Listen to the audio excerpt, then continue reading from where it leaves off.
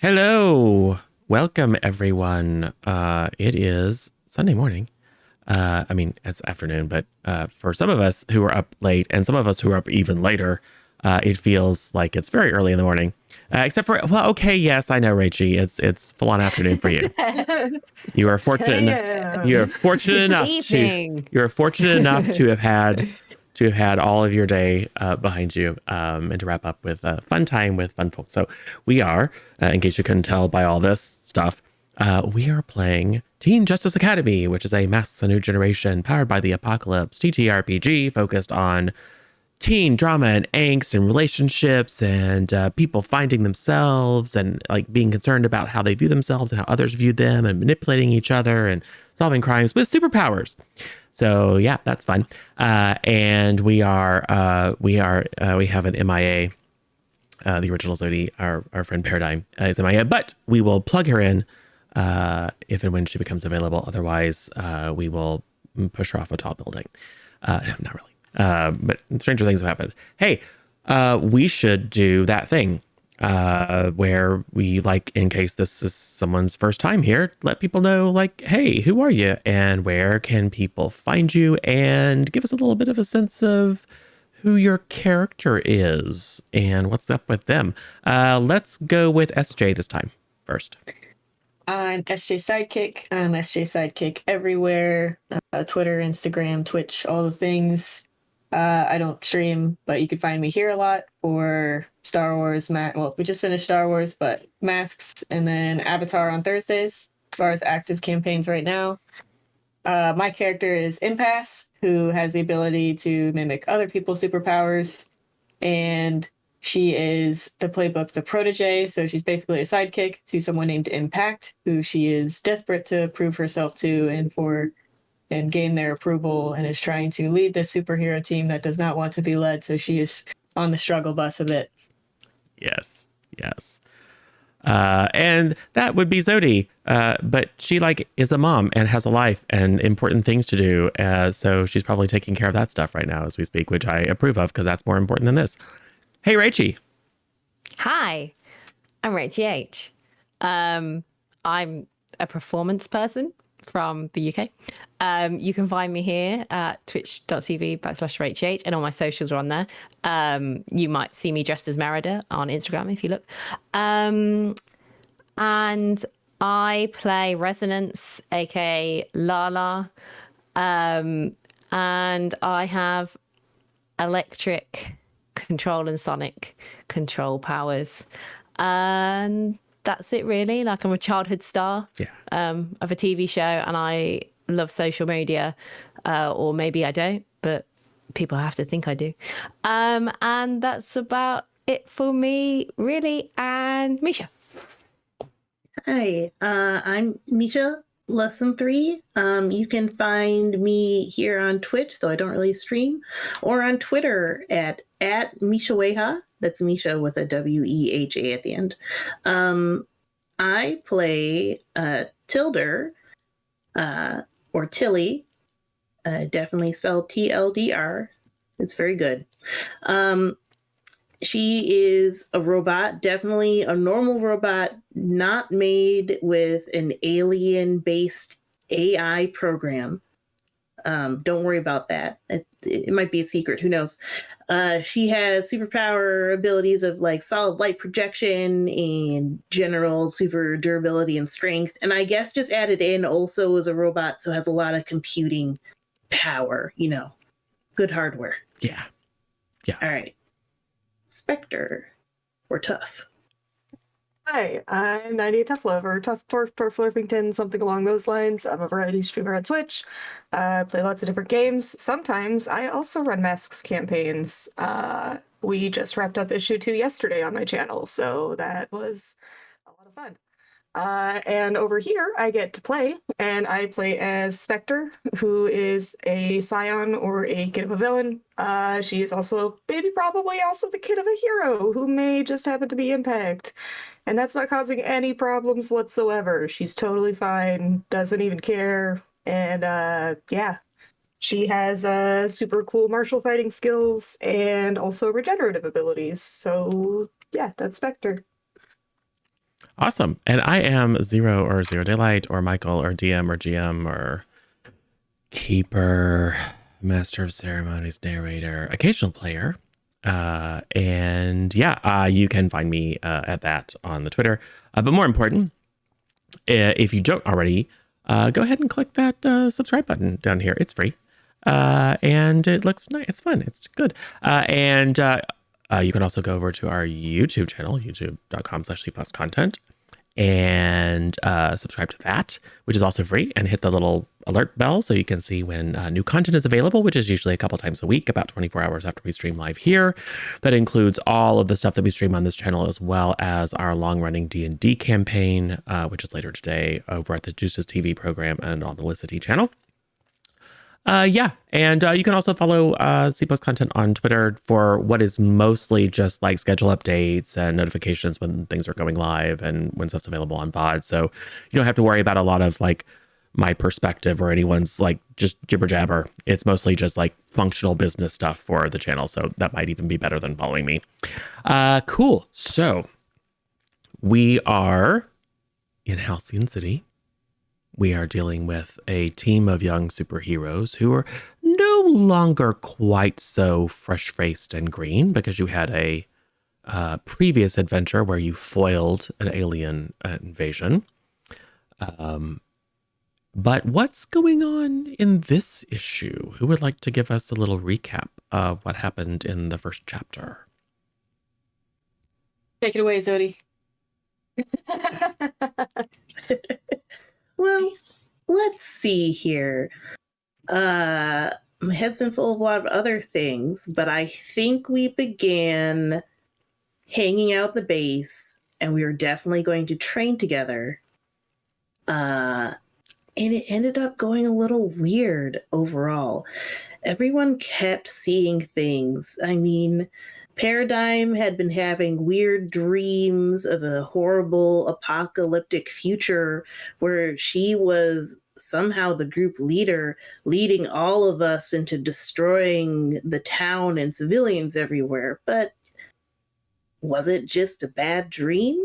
Meanwhile, Tilly was hanging out, serving a great breakfast for everyone before training, and then suddenly saw her, murdering all of her friends. But it was nothing. Her sensors were all fine. During the training, I believe Impasse did a whoopsie when controlling Tilly's power and carved some holes in the wall, shut down the power. So then we all kind of took a break. I think Impasse called... Sorry, what's your mentor's name again? Impact. Impact. I'm like, there's an impound, there's impasse, there's impact. Yes. We'll get it. It's impossible to keep straight. Haha. Yeah. Called Impact. Impact's like, hey, I think there's a threat where I think eventually over discussions we came to a realization that maybe these dreams mean something else. Calling Impact, he was all like, I'm worried about supers rising up and taking over the world. We need some way to shut them down. And we hacked Aegis and sent him some information that might be handy to do that. Meanwhile, I believe Resonance was at a press conference and kept having weird visions of like this lady trying to control her life about what's going on, like saying, oh, no, that's no good. Can you do the take again? But it was all a weird vision and everyone was looking at her weird. Spectre had an exciting experience where she got a text from some people calling her boss and saying, hey, we got the goods, where you meet. Meta warehouse. It's a bunch of clowns and a creepy long-legged guy. I'm really not looking forward to our eventual circus bust. But at any rate, she met up with them and they gave her a bag of goods, which she didn't expect until later, and they had left, and it was definitely full of like $250,000. And they assumed that they called her the Violet Spectre, a very similar name to her villain mom's name. But never mind those stolen goods sitting on our base's table. We Paradigm at this point was brooding on top of a tall building and had a vision of her mom saying it was all right. She just needed to, take control and unleash her powers. But she managed to fight that off, summoned us all to her location, and we eventually pinpointed the weird visions we were all having, some sort of psychic creature, hard to see, probably more sense through your mind kind of thing. And we fought off the bad vibes and put up a shield around us to block away their influence. And then they dipped down into a sewer.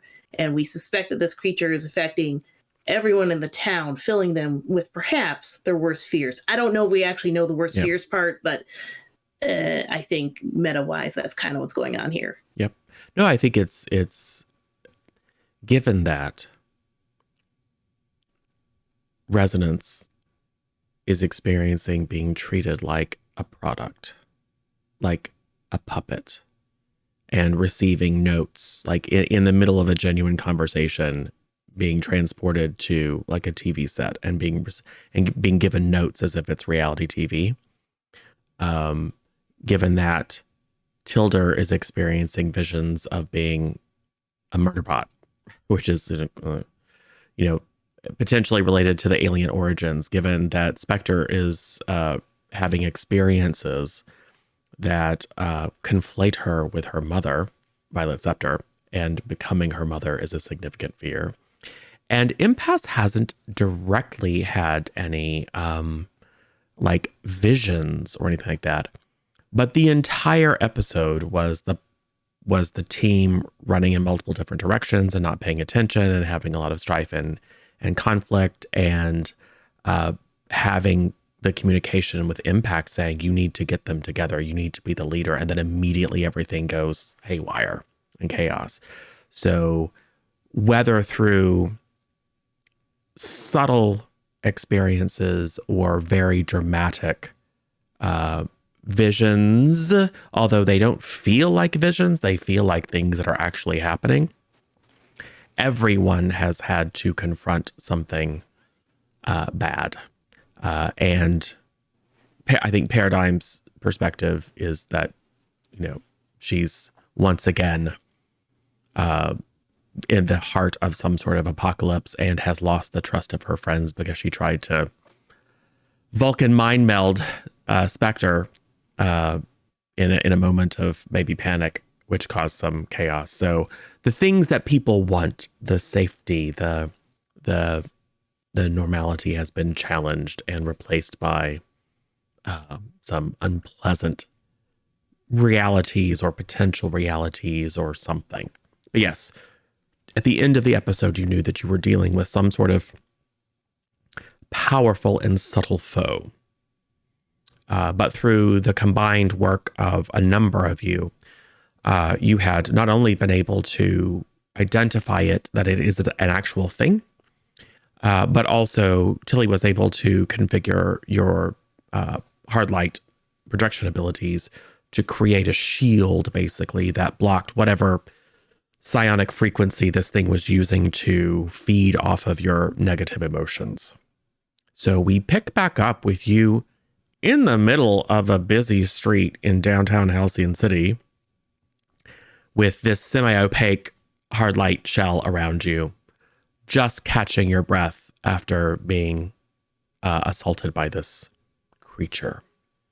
And to be clear, there is a lead.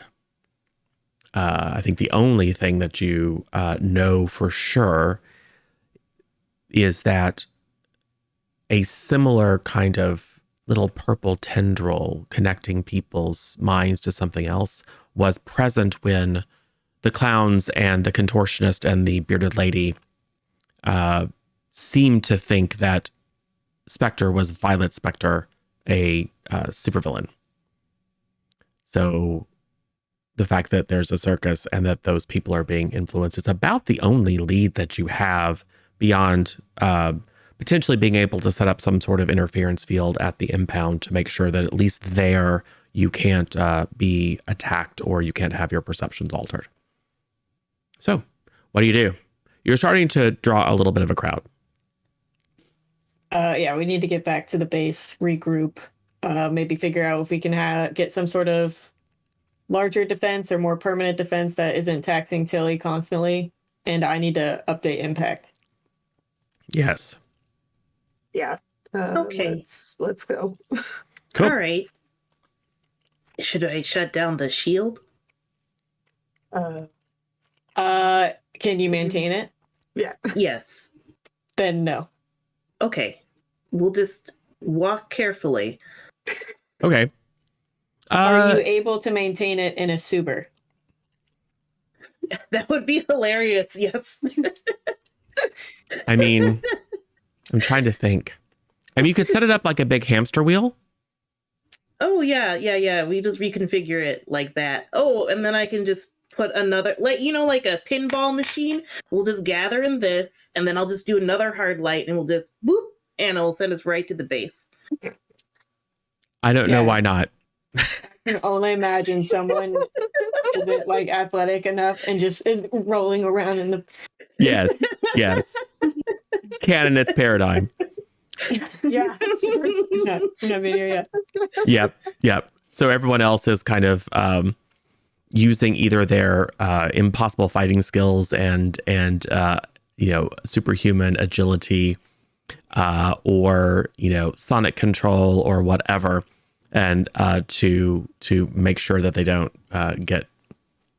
What's that thing? The whirly gig, or the thing at the fair where they spin you around and around? Gravitron? Yeah, the gravitron. Tilt the world thing. But Paradigm was not prepared, and she is being gravitroned in this giant hamster ball bounces its way through downtown Halcyon City, which is not. I just imagine us getting to the base, and we're all like, "All right, we got to go this way." And you all have to run in the right direction. Yes. So we have a bit of a comedic scene as that happens to kind of lighten the mood from the previous chapter, and then we pass by a guy going to work with a Halcyon Herald underneath his arm and a briefcase, and kind of watching this thing go by, but he doesn't spill his coffee, and then he just kind of goes, "Huh, that's not even the weirdest thing that's happened this morning," and just keep walking back to his office job. Because it's true. Because this is a weird city, because it's full of superheroes of every generation. So you arrive back at the impound, which is your subterranean base underneath an ostensibly abandoned warehouse in the part of the city that is near the docks. You can make your way in. What are individual people doing? Individuals slash pairing up to do things. I need to update impact on the new development. Okay. Unfortunately, I think we're all going to the same place because we're inside the bubble. Unless this is the part where I work with Paradigm quick to figure out a way for her to project stuff with her power and see if she can set something up on the base. So that yes, she's... I think you can work with Paradigm to ensure.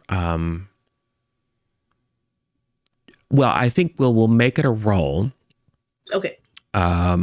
But with the objective, because there's all kinds of advanced technology here, just to see if there is a way to create some sort of interference field around the base without having to install hard light projection technology, which could be a challenge because it is rare. I'd have to ask the doctor for it. I think. Actually, now that I think about it, and for meta reasons, I would say it occurs to you that the easiest and fastest way would be to contact Dr. Collifer and just see if there's anything that you could borrow. It wouldn't be, obviously not another highly advanced Tilder unit because you're unique. And nothing suggests that you need anything as complex as an alien-derived AI, but really just something that can project a low-level interference field you are estimating should be sufficient. And it would probably be faster just to see if something like that exists and grab it or borrow it than it would be to try to create something like that from whole cloth. Yeah. Cool. Okay. So contacting Dr. Collifer with with Paradigm's assistance to describe, any necessary information, or potentially to be able to provide inputs, samples of psionic waves or whatever. Yeah. Impasse is talking to Impact. What are Spectre and Resonance doing? Good question. Counting those dollar bills. Yeah, no. I think Spectre's staying as far away from that as possible. Just going into the break room and Residents, look! Ah. One way to clear conditions. I mean, it's true. Yes, people have a number of conditions. Doing something to clear a condition that isn't, unless it's like burn the place down, this is a perfect time to try to recenter oneself and relieve some of those conditions. I think Resonance is afraid. I am insecure, and Tilly is angry. Yeah, I'm going to be angry for a while. Yeah. I'm insecure probably for... Resonance tried to clear it. Yeah, that's true. Just didn't go super well. Yeah.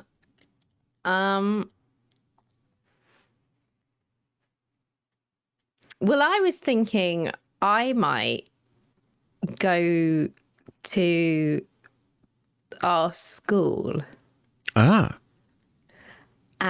go to the old part of the library and see if there's any books on creatures like this. Because I don't think it's anything that we've come across in our education studies yet. Or is a usual superhero thing. And I don't think it would be on the internet, which is why I don't think Tilly would have access to it. So I'm wondering if there's any old books that might help us before, because obviously we don't want to go off to the circus. Yes. Without everyone. So maybe even in general, Impasse is a little hesitant for anybody to go anywhere that's not together. Yeah. But so maybe not that Resonance is going to listen. Well, I think that Spectre would be down to go and help Resonance. Yeah, I was going to say, I think I probably have a conversation with Spectre and just say, well, these guys are going to try doing that. And I will say that I've said to Tilly, if you need any extra electric, let me know. Yeah. Just give me a call. But maybe I say to Spectre, should we just go see if there's anything at school? Yeah. And there's all kinds of even things that might not necessarily be in public record. You have to imagine that an organization like Aegis would have a massive database, but you've already hacked into Aegis once, like today. So probably a good idea to let that rest for a second. That makes perfect sense. So cool. And going in pairs is probably safer because many, but not all of your experiences have been when you were isolated. Cool. So let's do it in... Yeah, one of mine was sat around the breakfast table. That's true. Yeah. It's possible, but now that you know what's up, I think probably feel confident you can keep an eye out for each other. And so far, none of your experiences have been shared. So let's do it in the order it was called out. So we'll do Impasse and Impact, and we'll do Tilly and Dr. Collifer, and then we'll do Residence Inspector at the Parasol School. So Impasse, you go into the command center and, plug in your, probably mask-shaped special key that gives you direct encrypted access to the mainframe over at Impact's. It's not a bat cave, but it's something like a bat cave. And he'll pop on. Okay, so I don't need to roll for it for fireside or anything? If you want to make it a fireside chat, you should make it a fireside chat. You don't have to. I think there's no downside to making it a fireside chat. Okay.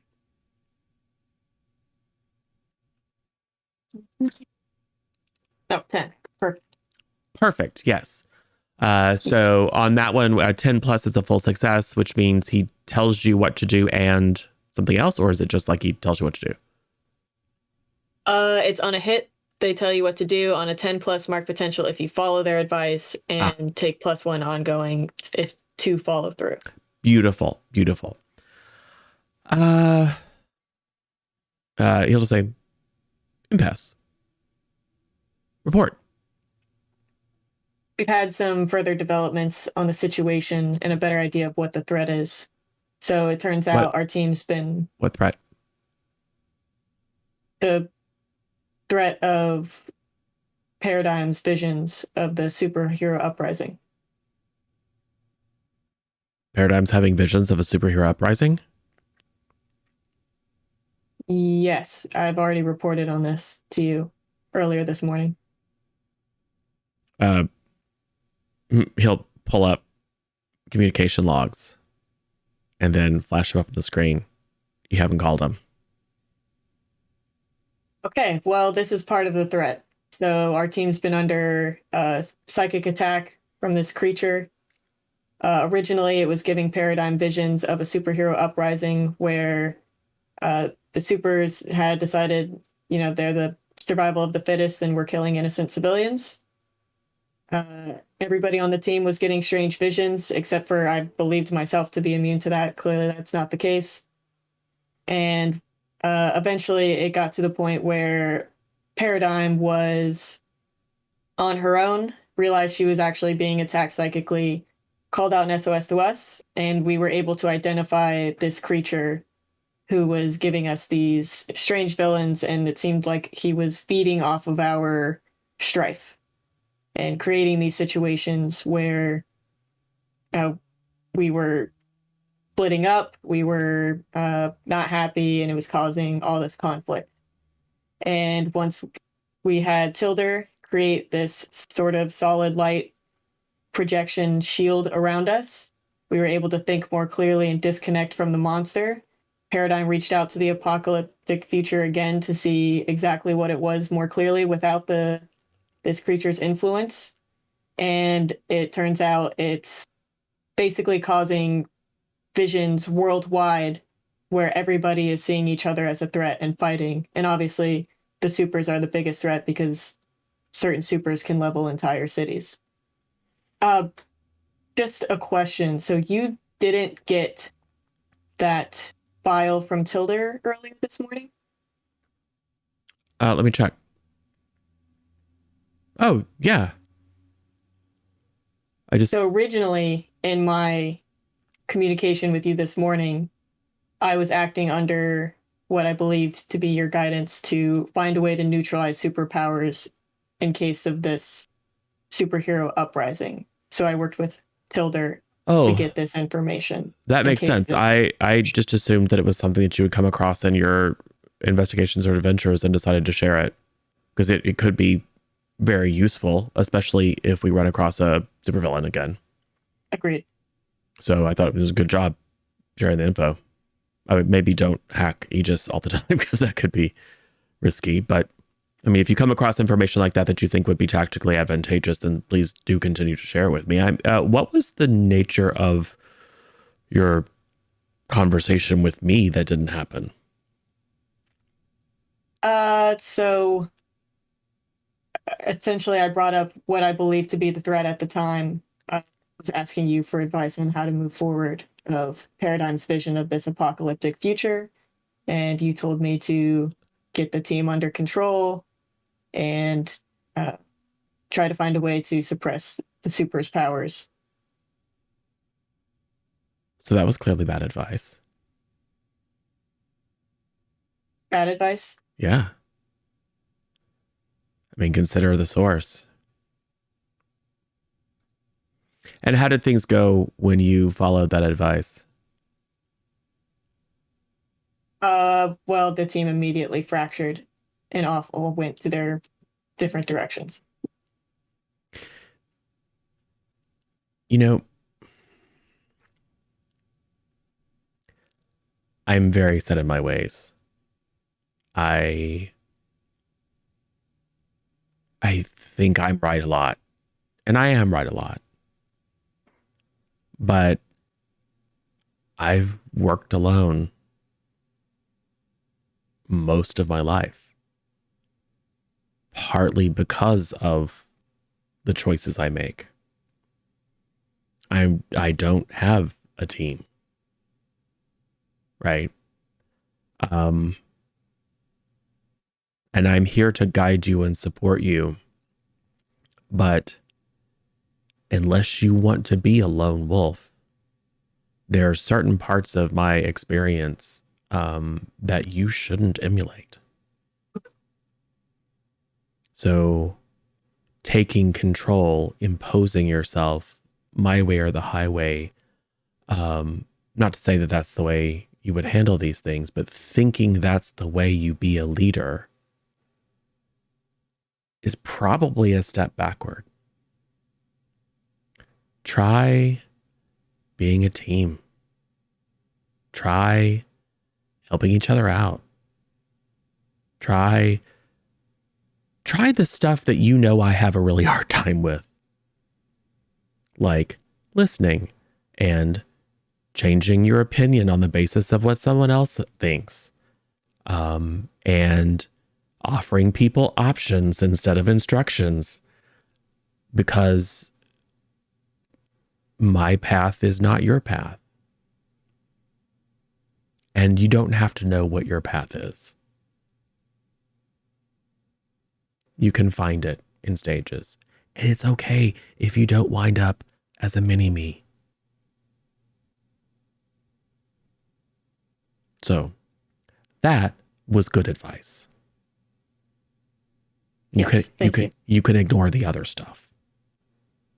So just because I don't have a team doesn't mean I don't have friends and contacts and people who owe me favors. I'm going to do a little bit of research on my end to make sure that this isn't some sort of massive impending worldwide situation. But if it was, I think we would know about it. This is probably something that is, my guess is something that's focused on you. So I'm not telling you anything you don't know, but finding a way to protect yourselves is important. Yes, Tilda is currently working with reaching out to Dr. Collifer to find a way to give us a more permanent solution to protect us from this creature. Perfect. And frankly, the whole time traveler paradox of what's the future and trying to stop the future creates the future gives me a headache. So I'm going to leave that in your capable hands because you have a lot of experience with it at this point. But do keep me in the loop. And if you need anything, let me know. And if it gets to the point where you feel like you're in over your head, just say something. Will do. Thank you. Right. I've got some unpleasant calls to make. Good luck. Good job. Click. Thank you.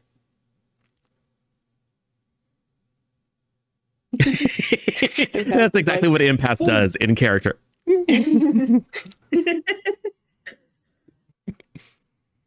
So, I think, well, look, I don't have to roll a comfort and support. That was comfort and support. Okay, yeah. Nice. So, yes, that was a full hit on comfort and support. Sweet. You just got the most securing talk you ever could get. Yes, Impasse is feeling much better. Yes. And remember, if you take the advice, I mean, you have to like act on it demonstrably. Right. But if you bring the advice into the fiction, that lets you mark potential, and you are carrying +1 forward on rolls to act in alignment with that suggestion. Cool. Okay. So Tilly. So just game wise, there is the thing for the newborn where when you approach your creator or caretakers with a problem and then tell them what obstacle you have, which is literally this, they give it to you, and if I accept their help, they rewrite one of your lessons. So you can, I assume after this, Michael, you can rewrite one of my lessons. Yeah. So I have so many ideas. Go ahead with the call then. Yes. Keep that in mind. Hilder makes a punch. She's like, don't do that. The pun destruction sequence comes back into play. Right. Yeah. So I give her a call. Excellent. All right. And there's no roll associated with that, right? No. Okay, You'll just do that thing. Awesome. So you call up Dr. Collifer. And you she's on her, super high tech phone, walking through a hallway. You could immediately detect that she's on, floor 45 or whatever of not the laboratory floor, some other floor in the Light Tech Industries Tower. Oh, Tilly, pleasure to hear from you. How are you feeling? Right now, I'm feeling fine. We have an issue that I need your help with. And then I'm just going to explain all of the stuff. Very, very succinctly and clinically lay it out. It's like, well, that sounds fascinating and terrifying. I do have a prototype that I think might be helpful. Given what we've learned about the potential threats associated with our line of research on advanced artificial intelligence, we have been pursuing some alternate designs. Well, and she kind of looks around.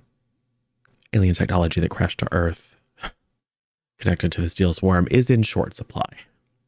So we've had to spin up some of our mothballed R&D programs. I have a prototype that is not entirely ready for field testing, but under your expert watch, as long as you are willing to provide feedback on and report on its performance, this might be a very good, it might be an opportune time to give it a try. And at minimum, it should be able to help with the creation of an energy field that could disrupt any of these psionic impulses.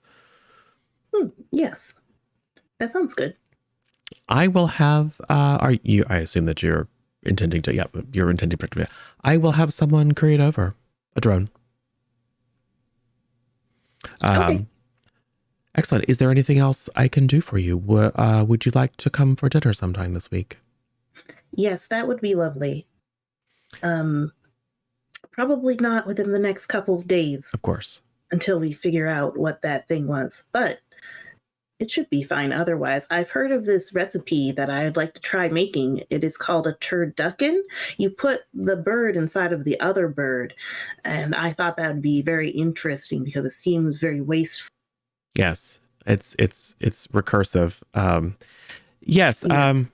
I can certainly, being quite familiar with your programming, Tilly, I can see why you would find that fascinating. And I am game to give it a try. And please do feel free to bring your friends along.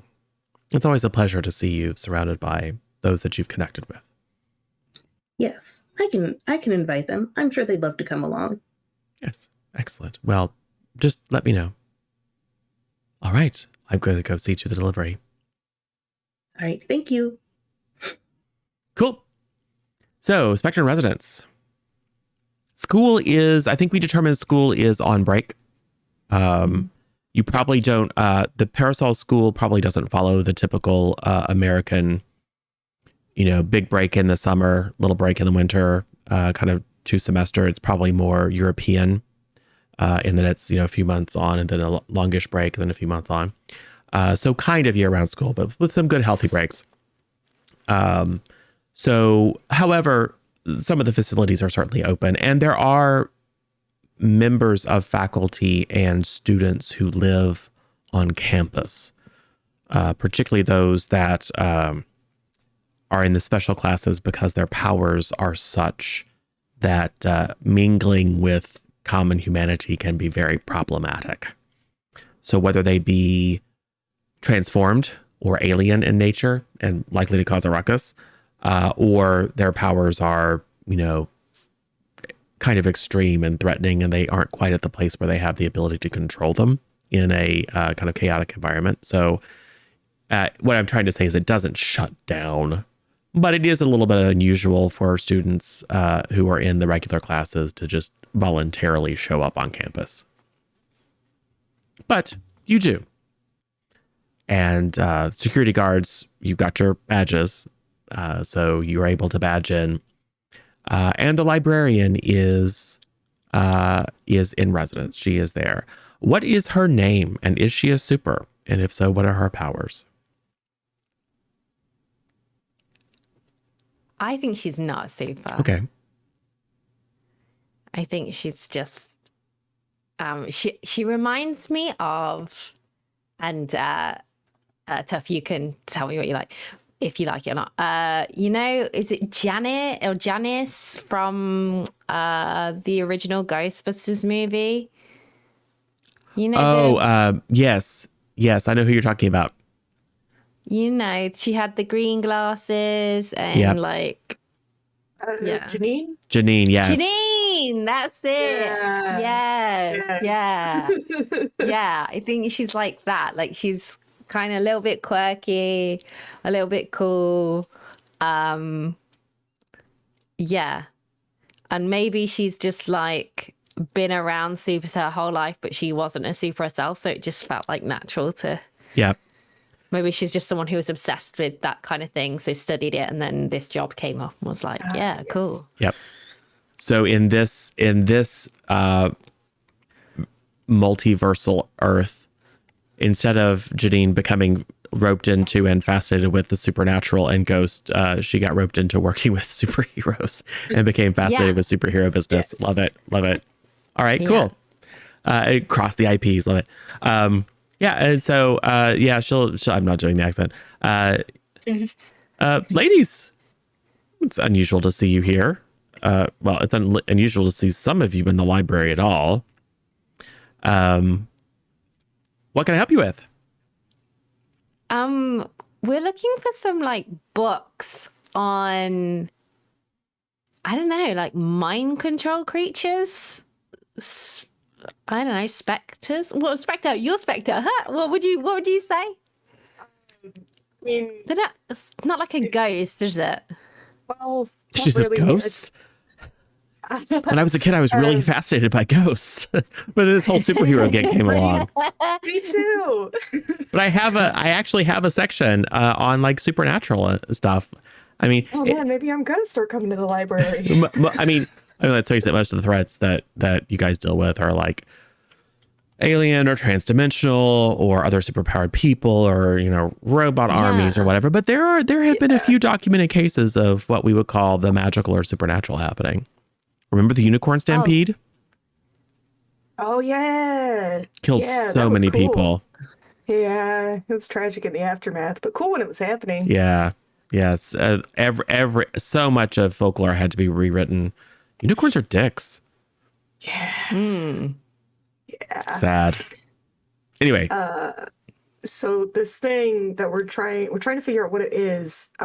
It like psychically was eating our negative emotions and was giving us visions / controlling other people and giving them visions. So does it have a physical form and does it appear like an attractive man or a woman? No. So It had a probably physical form, didn't it? Well- but it didn't. Well- We couldn't see we it. couldn't but see it. yeah. It had a visible but intangible form. She's like, so probably not a psychic vampire. Shame.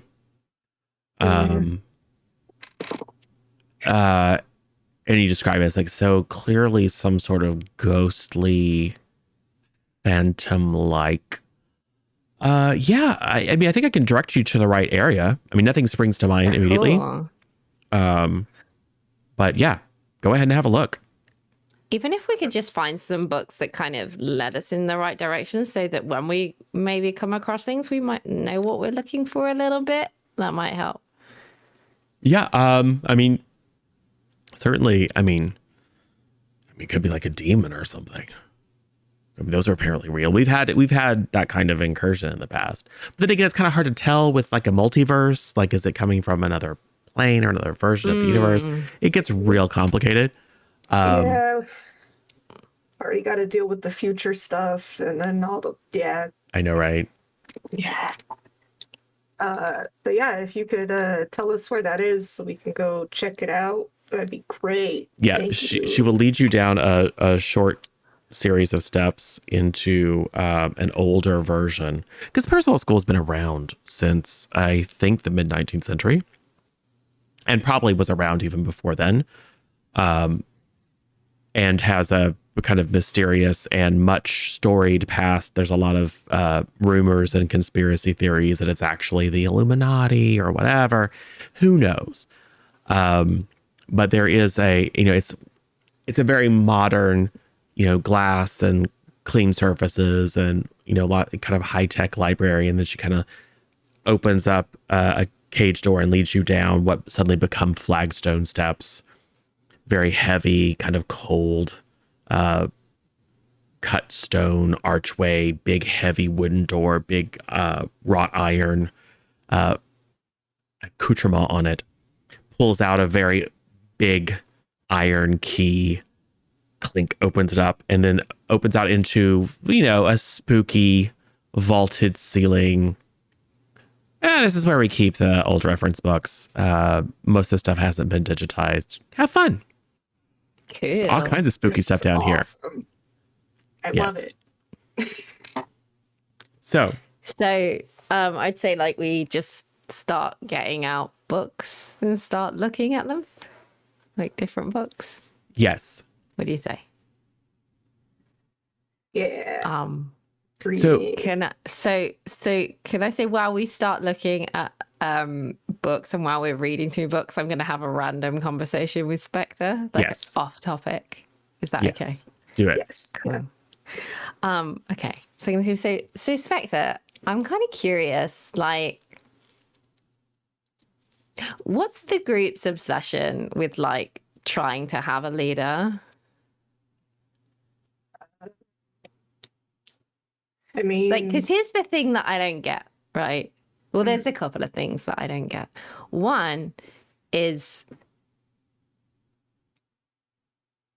I see like similarities between kind of your story and mine in the sense of our mums. Like my mum has controlled my destiny like my whole life.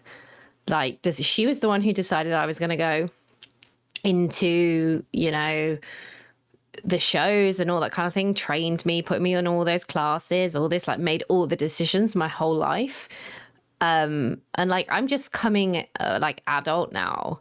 And it's the first time in my life that I can actually start like controlling certain aspects of my life. And like, she was the one that when I got my power, she was like, oh, we've got to market this, got me in with the PR company, got me into this school, all that kind of thing. And like, so she's been very much in control of everything and kind of determined who I'm going to be. And I see that in you when like your mum obviously originally brought you up to be a villain. And you've chosen that that's not what you want to be. And I'm just kind of curious, like, why would you want somebody who's our own age with no more experience than us, who doesn't know your skill set? Like, who knows your skill set better than you? No one. Who knows my powers better than me? No one. So why can't we just be a team? What's this obsession with like having a leader? I don't get it. Like, I've got no problem with impasse. I just don't understand why we have to dictate a leader when shouldn't we all be in control of our own aspect of our powers and things like that? Like, I don't get it. I mean, I think the way that you're viewing the leader is maybe that they're more like a dictator than someone who we can look to if we're struggling, someone that can rally the group and get us together and acting as a team. And for me, that's been impasse from day one, because I mean, I've had these abilities my whole life, but I mean, you and impasse have way more experience as a hero than I do. That's something that I didn't grow up with. So, I mean, I would look to you guys to guide us, and I think that the leader is less somebody that's going to tell you, use your powers this way, you have to do this, you have to do that. It's someone that can kind of get us all together when we're falling apart, like we have been, and rally us so that we can function. And I know that, it's still difficult. But I believe that you've got the ability to rally me. Believe that Tilly's got the ability to rally me. Based off of this situation, I feel that we all have those aspects. I don't feel that only one person has to have that. Like, if we were in a situation where I felt that you knew more of the situation as it stood, I would look to you. If we were in a situation like we were up in space, where it felt like Tilly was the one who knew more than we did, I looked to Tilly because she had the expertise. And the thing that really gets me is, how can you be a leader when you keep reporting back to somebody else?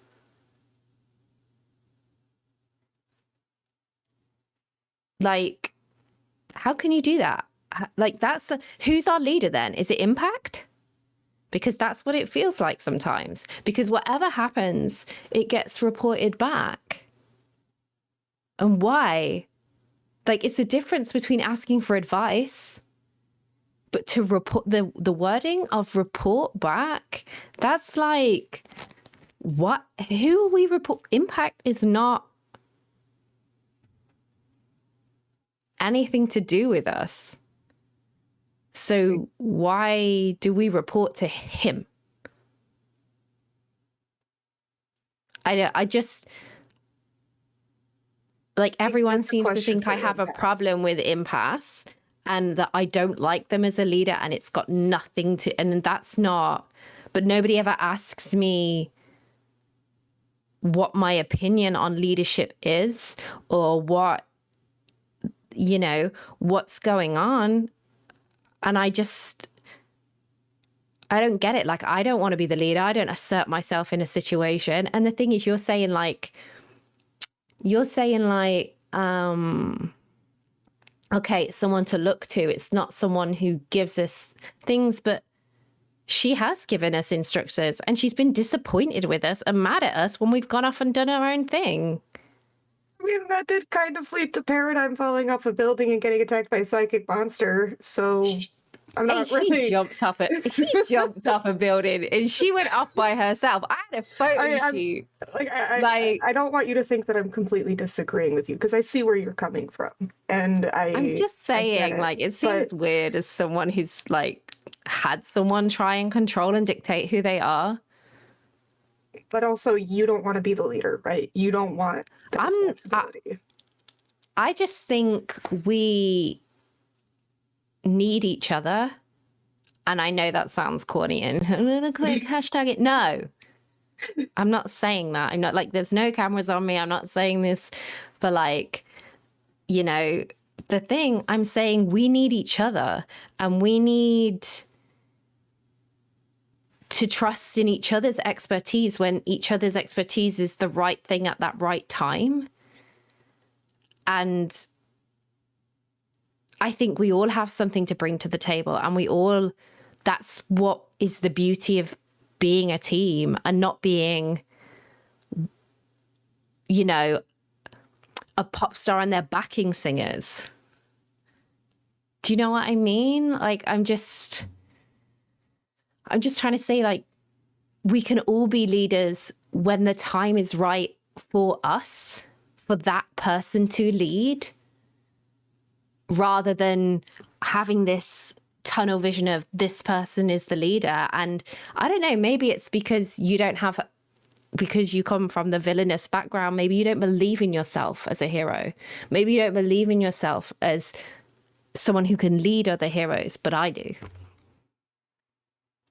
And then I turn back to my books.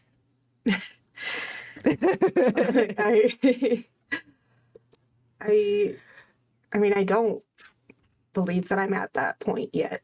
I mean, I took off on my own and managed to get handed a stolen bag of $250,000 on top of various other personable items because I was so caught up in proving myself that I could have put myself and everybody else in danger.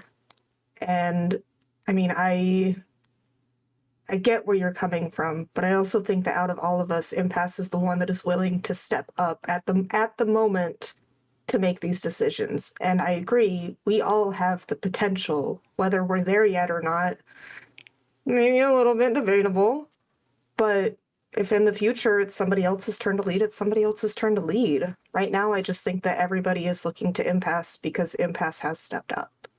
So, I mean, maybe one Yeah. day I will. Maybe one day you will. Maybe it'll be Paradigm. Maybe it'll be Tilly. And hopefully, if it's Paradigm, it's not her controlling us into destroying the city. Yeah. But I mean, we I- all yeah. have it. You know, we could all do it one day. And I mean, I don't fault you for not wanting to say that Impasse is the leader. That's your own prerogative. We all have our own opinions, and we can all respect that. I think that's the thing, though. If it is respected, then that's cool. But I feel that, like, people get jibe at me every now and again because I don't. It can just drive a bit of a difficult time in the team, but I think we're learning to work with it. And I mean, that's the whole point of this, right? We're learning, and we're learning together. So, you know, and I think especially for me and you, this is our time to be ourselves. We haven't really gotten that in our past, and now we get to live up to that. And I think that that's the whole point. It doesn't really matter who's the leader. It doesn't matter who's calling the shots. It matters that we're finding ourselves and becoming who we want to be. I mean, I don't know that I plan on sticking with this team forever. I don't know that we're always all gonna be here, but you know, for now it's nice. Yeah. I think that's fair. And then we go back to reading. Oh, I didn't hear you, Michael. Oh. Can you hear Michael? I can't hear it. I had myself muted because I was pouring more water into my glass. Okay. Was that a little bit of maybe comfort and support? Maybe. I think it was. Okay. Zodie's in chat. Yeah.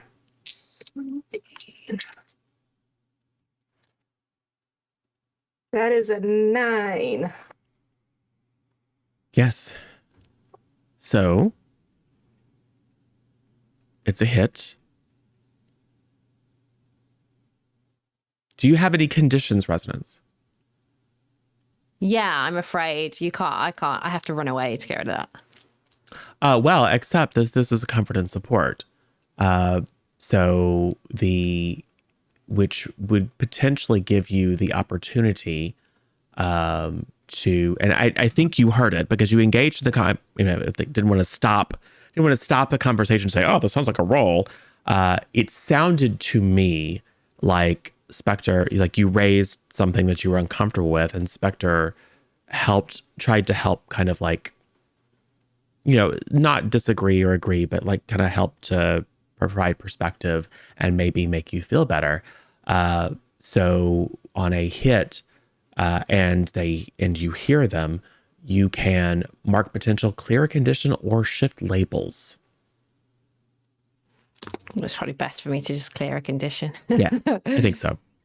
And I think that's within the fiction exactly what would happen if you have a moment to have a conversation and things aren't blowing up and like reality isn't shifting before your eyes and you just have a chance to talk things through with a friend, even if you don't necessarily achieve a revelation, it can make you feel less bad.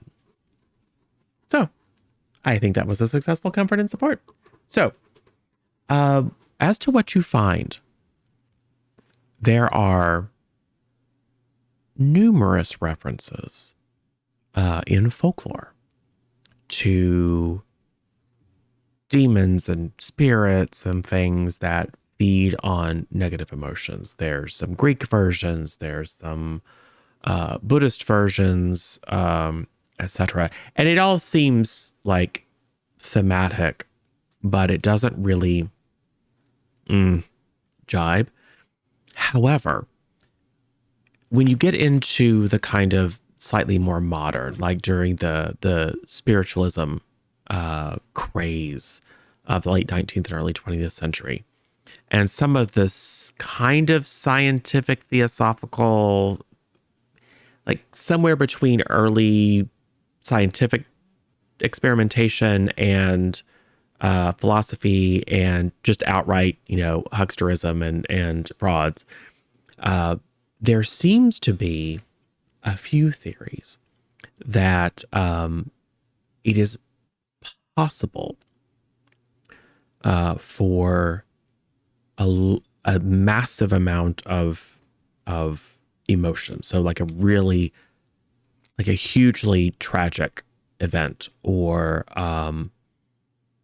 like a massive battle or conflict, or some other very strong some event that has a lot of very, very strong emotion, to not only leave an imprint on a physical place, which is the theory behind many hauntings, that it's not actually a conscious spirit of someone who has departed. It's more like just leftover psionic energy. But that it is possible for that kind of outpouring of emotion to become sentient, to take on at least the trappings of identity, and to then seek to sustain itself and grow. So I think the probably the clearest term that you read in like the theosophical stuff is thought form. So the idea that either over time or in a really dramatic event, that thoughts and emotions can take on a life of their own and have something similar to an independent existence long after their creators have moved on or even died. Now, there's a lot of mumbo jumbo in that. So there's no way of knowing precisely, like there's no scientific studies to demonstrate that such a thing is real and to give you its characteristics. But I would say after a few hours of reading and conversation back and forth about what you're finding, it's like, well, okay, yeah, it could be a demon, it could be a fairy, it could be all kinds of things. But the thing that seems, I would say, the most promising is this notion of something happening, whether intentionally or otherwise, to create an independent being of pure thought and emotion that is now attempting to feed itself and grow. Now, why such a being would apparently be very attached to you guys is a question. But to give you a hint, one of the things that the Theosophists and other, spiritualist believers say to be true is that such thought forms are not bound by time.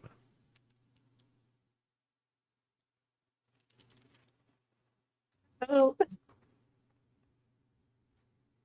They exist outside time and space as we understand it. Those in the Discord. Ooh.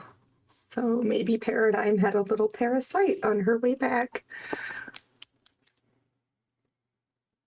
Who knows? We'll probably find out. Hey, Zodi, are you here? I am. Hello. Excellent. Hello. Excellent. Yay. Cool. So you haven't missed a lot. We were just getting the readout from Spectre and Residence, going and doing some research at the library at the Parasol School, where they met Janine, who is the kind of Jersey style librarian, directly inspired by Janine from the original Ghostbusters. In fact, it is her, but this is an alternate reality, alternate universe. So she took more of a superhero bent than a supernatural bent. But as a kid, she was really into the supernatural, and so does maintain a very crypt-like wing of the library down below, where the ladies have discovered that they at least have a potential line of inquiry as to what the nature of this purple shrouded Dementor-esque creature that was feeding off of your negative emotions might be, but have not yet reported that back. So you haven't missed a lot. The next thing that happens, I can, if your camera's up, I can, nope, not yet. It is. Oh, I will plug that in. Going. Yes, excellent. I will plug that in momentarily. So, Tilly, within maybe 15 minutes, the proximity sensors on the impound ping that there is an incoming delivery via drone.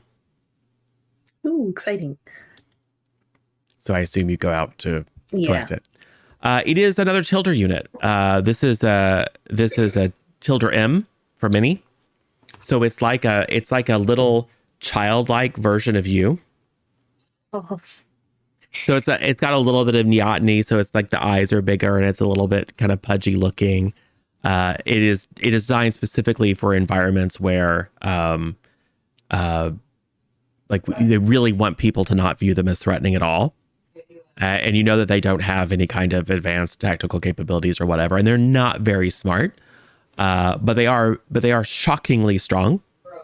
And they do have like repulsor propulsion. So they can fly very, very well. So yeah, it comes and it plops down and it has this kind of permanent little Cupid bow smile on its face. Delivery for Tilder from Tilder. Oh, hello. We need you to make a field like this. Here's the delivery. Oh, thanks. Sorry. I grabbed the delivery. Yep. It's just a box. It's like a cardboard box. Oh, okay. Roughly like a 6-inch cube box. Instructions are inside. Do you require anything else? No, Tilder, thank you. Bye. And it rockets Bye. off into the sky. Adorable. Yep. So yes, you open it up and on the inside it's just a little sphere. It looks kind of like a chrome golf ball because it does have little divots in it. And then of course with your magnification, you can see that within each of these minuscule divots is some sort of emitter. It doesn't have any interface that you can see, and there's no like sockets to plug it in. Okay. And then there's just a string of words. So not quite Winter Soldier activation, but it just says activation code, and then it's just like a short nonsense sentence. Yeah, I'll say that. So you hold the sphere in your hand and speak the activation code, and it begins to grow like a slightly amorphous shell of hard light around itself as a way of lifting itself up off of your hand, and then kind of levitates out about 4 feet from you. And then in the space of maybe a second, it forms itself into a humanoid form. Somewhat androgynous, but meant to present as kind of male. Difficult to see what the age is, but kind of like an idealized 20-something, very sort of almost generically handsome human male. Like with like generic racial features, so very kind of like really sort of, and you can tell probably just through your assessment, designed to evoke friendly competence, regardless of like what culture you might come from or what your life experience might be. You would look at this person and go, oh no, this is a friendly and confident being. And it fully manifests, looks to you, the eyes glow slightly and say, please state the nature of the superhero emergency. The nature is incorporeal psychic ghost that controls emotions. Interesting. I'm happy to help you with that. My name is Ash, autonomous superhero hologram. Oh, thank you, Ash. You'll be working with myself, Tilder, and Impasse, and Paradigm, and Spectre, and Resonance. Accessing. Yes, I'm familiar with your team. It's a pleasure to meet you. Likewise, we need to create a field such as this, and I'm just going to point out the field and how it works and all that. You provide the frequencies. It's like, may I have access to your basis systems? I can assure you I am fully secure. Yes. And so you lead. So the rest of you that are in the base see Tilly leading this handsome but somewhat generic looking humanoid who once fully manifested appears to be completely solid. And you recognize that this is some perhaps more advanced version of solid light projection than you're used to. I mean, you can create all kinds of things, but this is like full attenuation of the visual spectrum and color. Like as you look, you magnify in, this is, you see pores, you see like variation in the coloring of the eyes. It's very, very high resolution and appears to be breathing. And it's a remarkable, finely detailed simulation of a living human. I'm like, nice. In my head, I'm like, this is some quality stuff. I'm like, I wonder if I could make something that would I need to upgrade or that's on the back burner here. So I'm going to lead in Ash, and I guess I'll introduce him because I definitely gave him access to all of our systems without telling Impact. Right. Awesome. So Impact, this is what you see, or Impasse, this is what you see. Who's this? This is Ash. The doctor has sent him to help us with the field projections. Oh, awesome. Nice work. May I access your systems, please? Is he's it fine. Safe? Yeah, okay. He's secure. I'm gonna try to let go of my... No! Yes, you can access our system. He just places his hand near the main console, and there's just a little field of light, like slight sparkles. Would you also like me to initiate this protocol at the connected facility?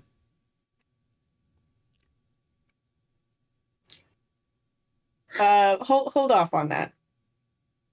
Yeah, just here. How long? Until I say you can access the other facility. Very well. Would you like me to proceed with this facility? Yes. It will take me approximately 3.7 seconds. And then you see all the displays moving very quickly, light shifting around, etc. And there is a low kind of hum and just a little bit of a tingling, almost like a feeling of like the air pressure changes or whatever.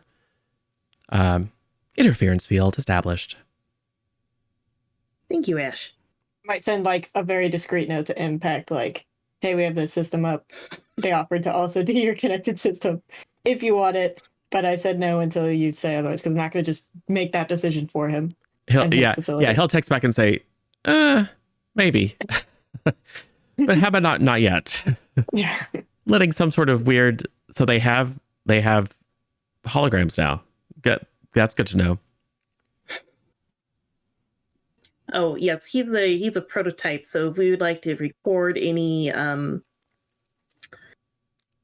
diagnostics or anything. Yes, any performance and so on. It's one of those terms and conditions. Check the boxes. Would you like to allow them to send reports back to for improved performance? And in fact, he will. He say yes. Before we go any further, I have an NDA for you to sign. Yes, we'll just pass that one around. Yes. Or we'll just say, by agreeing to accept my services, you have agreed to keep my existence completely secret and to provide detailed feedback on my performance. Thank you. Anything else? Is anything else required at the moment?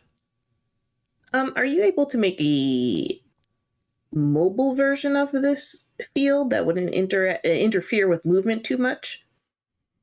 We might need to leave the facility at some point. With time, possibly. Okay. Do you have a workshop? Yes. Down the hall to the left. Excellent. And then he will morph back into the little sphere, and then the sphere will just shoot off in that direction. And then within a few seconds, you can detect that he's created or it has created a secure connection with Lytech Industries. And like very conscientiously so, like it is firewalled from any of your internal records or whatever. It's directly from his database or his intelligence to, you presume, Dr. Collifer and or her staff, providing a list of materials. So it looks like he's getting busy working. Nice. So, Paradigm stumbles out of her room. Just to see like some cute kind of indeterminate young guy talking to these ladies, and then like, oh, who's this? And he turns into a little ball of metal and shoots off down the hallway. I mean, that's definitely my luck with most guys. They turn into indeterminate ball shapes and shoot down the hallway. Common problem, really. So they're Just Friday. gonna stagger over to the coffee maker and press the one that says Paradigm. Yep. It works perfectly fine. No problems with the electronics. Thank gosh for small favors, because if they mess with the coffee machine, she may well just rampage. Yes. So maybe about this time, I mean, we don't have to be super linear. Is there anything else that impacts Inspector or want to do while you're out and about? Residents. Oh, sorry. Residents and Spectre. I don't know about Spectre. I'd say no. I'd say we're just. I mean, You don't want to go reconnoiter the circus by yourselves? we could scope out the Reconnoiter. circus, but maybe just head back to base, not learn from our mistakes and not go off alone. I mean, I Boring. would follow Spectre's lead at this point because she's the one who's seen the clowns and stuff. Yeah, I mean, she's like very, very tempted to go scope it out, but she's like, no, we'll go as a team. And Okay. yeah, I'm probably just heading back to base to relay the info that they've gathered. Okay. But also because we're teenagers, I just when we get back to base, before we get in, I dare Spectre to go into base, but in like a creative way that shows off her skill set. Like not just through the door. Okay. I dare you. Climbing through the air vents. You can turn down my dare. But I'm daring you. She's so up for it. She's like, oh yeah, finally gonna flex these muscles. We're still teenagers. We still It's do true. stupid ass Yeah, stuff. doing a bunch of crazy martial flips down the hatch and like. Well, unleash your powers and we'll see how it goes. Uh, No. Forget that. Residents. Can I say that I see Paradigm through the window and just send a little Are spark you gonna through the provoke coffee? someone? No, I'm just gonna send a little shock through the coffee maker just to like. Yes. Just like a little electric shock, Yes. not like a proper one. Yes. Just like Kind of like just like a little bit of static electricity. She's just gonna kind of stare at the machine. and I'm gonna like this in the window, and then if she sees it, Yes. So there's a sequence here, and two of which are roles. First, residents, I would like you to provoke someone. okay. So so that is a roll plus superior. Oh, okay. Oh, I wanted to provoke someone all day. No, joking. Okay, 9. All right. So if Spectre does it, you can either add a team to the pool, Okay. or you can say if Spectre doesn't do it, Spectre has to mark a condition. So it's either a carrot or a stick.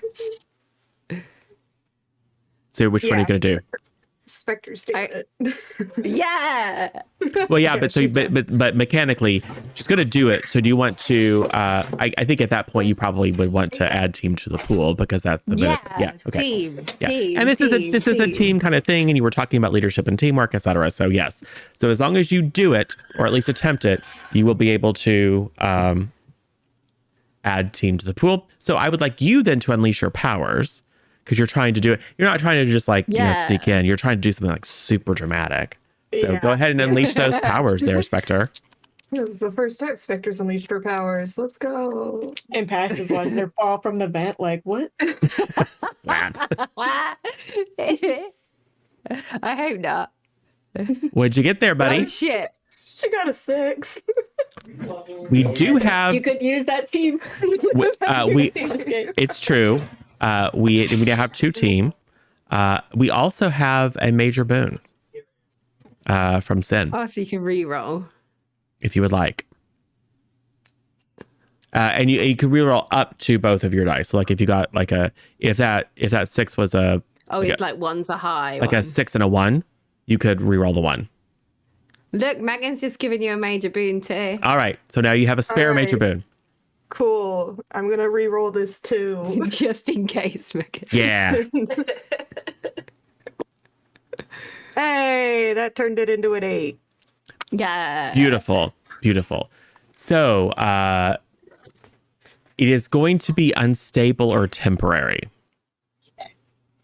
So tell me what you're trying to accomplish. So narrate your really awesome use of your powers, and I'll tell you what the not quite so complete success piece is.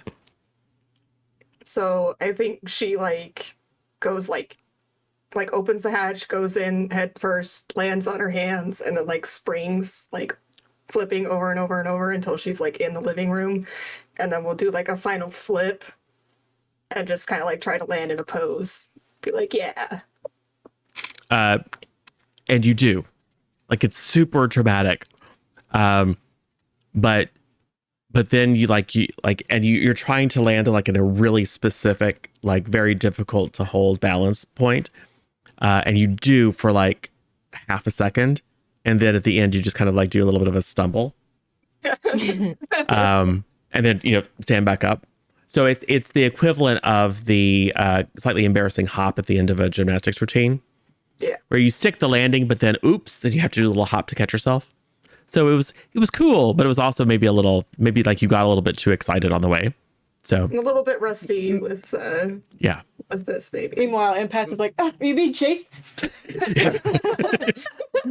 Maybe it's also because obviously we're students. Maybe that's one of our classes is finding your power pose, and she hasn't quite settled on it yet. I haven't. Oh, she's, even better. Not fully confident going into it. You know what I mean? Is this the one? And it's here's my power pose. Oh no, that's not it. It's this one. Do they Yeah, get right. graded on a Perfect. scale of 0 to 5 and the instructors give them high zeros? Yes. Oh Yeah, man. Spectre just got a high 0. Yeah. You do a power pose and you what was the name of the you realize that it's a copy of some well-known superheroes pose. You're like, oh crap, that's I gotta come up with one of my own. Lovely. So yes, and then back out. and then in the midst of that, Resonance kind of follows in and then gives Paradigm a little bit of a zip, little static electric charge, picking up the cappuccino. Ma'am, I'm gonna have to ask you politely not to mess with my coffee. That's how people end up hurt and hospitalized. I won't kill you, but I'll hurt you very badly. Just gonna casually take a sip while leaning on a counter. You can mess with my head, you can mess with my clothes, you can mess with my hair, you can mess with my life, but you leave my coffee alone. Exactly. Okay. Paradigm has I've priorities. heard caffeine addiction is pretty brutal. You want to describe how it when you get intake a lot of caffeine, just talk about it. Okay, well, In first thing in detail. the morning, I need the angry bean juice to make the paradigm brain go zoom zoom. Otherwise, I have zero focus. But then throughout the day, I have to maintain that. Otherwise, I get the shakes, I get a headache, and it all sounds really bad, but it's not, I promise. It does sound rather bad, but I'll put that in a category of spices and peppers, Yeah. things that are bad, yet you consume them. I mean, you accurately diagnosed this as stage 4 addiction, but it's breaking fourth wall. It's not my real life or anything. right. She can quit anytime she wants. Yes, I just need it every exactly. day. Exactly. Side note, did I need to mark a condition for that role? No. You added team to pool. I still only have No, eight. for the Oh, Unleash. unleash your power. Yeah. No. Oh, yeah. You need to mark a condition. Okay. I think it secures probably. Yeah. Yeah. Because you didn't stick the landing. I still don't know what my power pose did it. is. Well, and also it was that, and also you realized that you made a really, really dramatic show, which is kind of like not your jam. So it's like Yeah, a little, no, not just a little. usually. If there was a self-conscious condition, that would I think be the one that was like, Yeah. Like, oh, I shouldn't have done that. it's like it was a little over the top, but it's fine. No one points and laughs. Impasse, do we still need to gather alien artifacts, or is that collar plan not happening? I think right now we would probably end up following Spectre's lead. Are the With rest the of circus. us like... Hold on, what? The what? Yeah, Spectre's Connor? like me? Oh yes. Let me just Hola? project the picture. I took this file from Aegis to limit superpowers due to the superhero uprising, but it seems the threat has shifted to psychic monster instead. So there's that. Yeah, I think that maybe using the collars would be a bad idea up against this thing. Considering No, we don't we're- have our this was- own You were, telepath. you were It's looking different into threat. a way to suppress superpowers? Yes, due to the apocalypse. Yes. Yes. Because superheroes were the threat at the moment. Yeah, And we're supervillains. covering all of the bases. for it. Exactly. You were at your photo shoot when this was discussed. Right. But you weren't it's- here. It sounds like this isn't... No was Spectre. Oh, yeah. But out of character, Spectre wasn't here. The conversation only happened between Impasse and Tilly. That's But true. I did come back, and they were. Yeah, but they didn't And tell we you about it. And They didn't tell Paradigm you knew about about it. it because Paradigm's mom showed Paradigm, and Paradigm was like, "Yeah, that actually makes sense." So It's not like we were keeping it a secret. You guys just weren't here. Yeah. So I'm mentioning it now. it's the first opportunity for everyone being together. Everyone being together when you're not being actively assaulted by Right. some purple spirit Yeah. monster. And it's not like I wasn't doing it for myself either because Yeah. I also have powers. Yeah. It was just to cover the bases in case we were controlled by, some mind control monster for the superhero By uprising me. thing. In case we were controlled by me, we Yes. can be honest. Or about you were it. being controlled by someone else and thus as a proxy controlling us. I mean, it was 100% for Paradigm, but that's We fine. didn't know what we were dealing It with. was. But she was absolutely the priority. Yeah, it was 100% Yeah. to prevent Paradigm from creating the apocalypse. So, And But now we have more did- information to act on. I did tell them to look for this stuff, to figure it out, so that if I need to, Because before you left, I was saying we need to find a way to neutralize your powers to you, Yeah. and then you still ran off. yeah, So and it wasn't gave you like my I blessings is to wasn't- figure it yeah. out and to step up and be the leader and all of that. And then she's just gonna casually sip and kind of stare off into space, like she's waiting for the angry bean juice to make the brain go. yes. Impasse I did, mean, just to say underlying, I'm not very happy about this because I am one of the other beings that is only super via powers. Spectre isn't, Impasse isn't, and Tilly isn't. So And passes. If I have everybody else's but don't abilities, don't you I have would power be the biggest and- threat. Yeah, but aren't you? Don't you just this out of character? Oh, I don't you rely have? just on my powers. Yes. Yes. Yeah, that's what I'm saying. Like you are That's not only. Yeah, that's what I'm saying. Like you've got superpower, you've got powers and agility. Mhm. Yeah. Well, that's okay. So- We can't make these without the alien technology from the swarm thing. So we'll just toss this aside because we can't get that anywhere.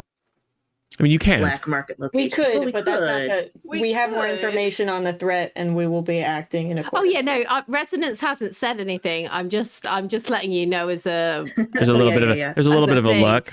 There's a little bit of a look. bit of a like. But you Okay. but you did hear, I would say, you did hear Impasse say, I think we're gonna follow Spectre's lead on this one. I do mean lead, Yeah, as in Inspector more went, like lead, like I know. they have a lead. But I yeah. know, but still. Yeah. Given your immediately prior conversation with Spectre, that probably has it's potentially of interest. Impasse, do you reveal to the group your recent real conversation with Impact? Oh yeah. So basically, what has happened so far that actually happened that wasn't out of character? So they came in. She did her little stunt, and then Bean Juice Sap, Yeah, and that's it really. me and Tilder are talking about what plan we're gonna go next. And I say, no, we're not gonna go with the colors. We're probably gonna do Spectre's lead. Yeah. Yeah, and we've just had a what the hell Yeah. conversation. Yeah. What colors? And that's kind of where we've left off. Yeah, okay, You guys okay. Well, I was being like, also- so knew about it, and Yeah, I could say I was also operating on. I didn't realize I also had a vision, and that my previous interaction with Impact wasn't real, as it turns out. The one I just had with him was real, where I received different advice, but I previously was following his advice on in guidance that the biggest threat would be superpowers. If we can't avoid this apocalypse, we have to find a way to save civilians, and the biggest threats would be the nuclear, weapons of mass destructions that are supers. Yeah. To include myself. Cool. So, Spectre and Residence, do you share any details about Yeah. what you've learned? Yeah. yeah. Okay. Went So- to the library. We'll say everyone is caught up with at least the general gist of what you And have all Ash, learned. we'll introduce him to Ash. Yeah. Oh yeah, you have to call Ash. The little ball comes in and then forms into this. Please to the nature of the superhero emergency. Oh, I would just like to introduce you to my teammates, Spectre, Resonance. This is Hi. Ash. I'm Ash, autonomous He's superhero creating- hologram. He has created a field to protect us from the psychic influence at the base and is working on creating a portable one. Yes, But that will take a little time. yes. You can continue with that, Ash. Thank you. Back into the ball. Flies down the hallway. And we can, I'll email you some forms that you can fill out. Yes. We have a He'll survey fly back to and say, take. The NDA. by It's interacting NDA. with this holographic model, you have agreed to not reveal its existence to anyone under the pain of treason. Yeah. Thank you. Yeah. Have a pleasant day.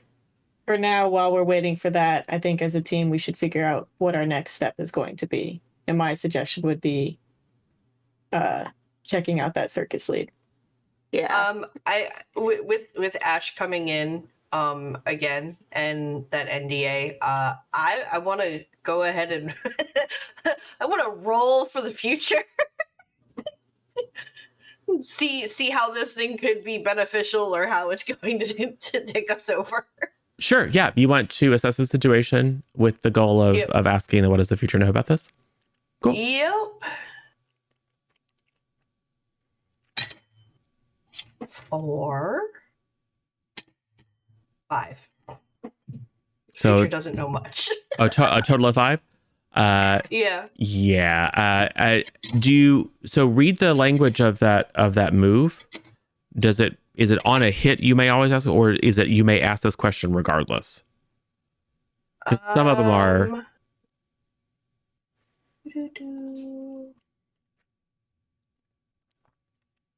Zoom in here so that I can see things. I think it says even on a miss. Yeah, even on a miss, you may always ask that one question. Okay. It's just that you don't get any additional benefits or can't ask any other Yeah. questions instead. So you do ask the question, what does the future know about this? Not a lot. But there is a vague reference that this group of superheroes took a field trip at some point. The details are a little bit fuzzy about exactly when it happened and where you went and what happened during the field trip. But it is recorded in history that Tilly was involved in some research, very, very important research with Lytech Industries, and that a holographic superhero accompanied you on your field trip. Okay. Nice. Cool.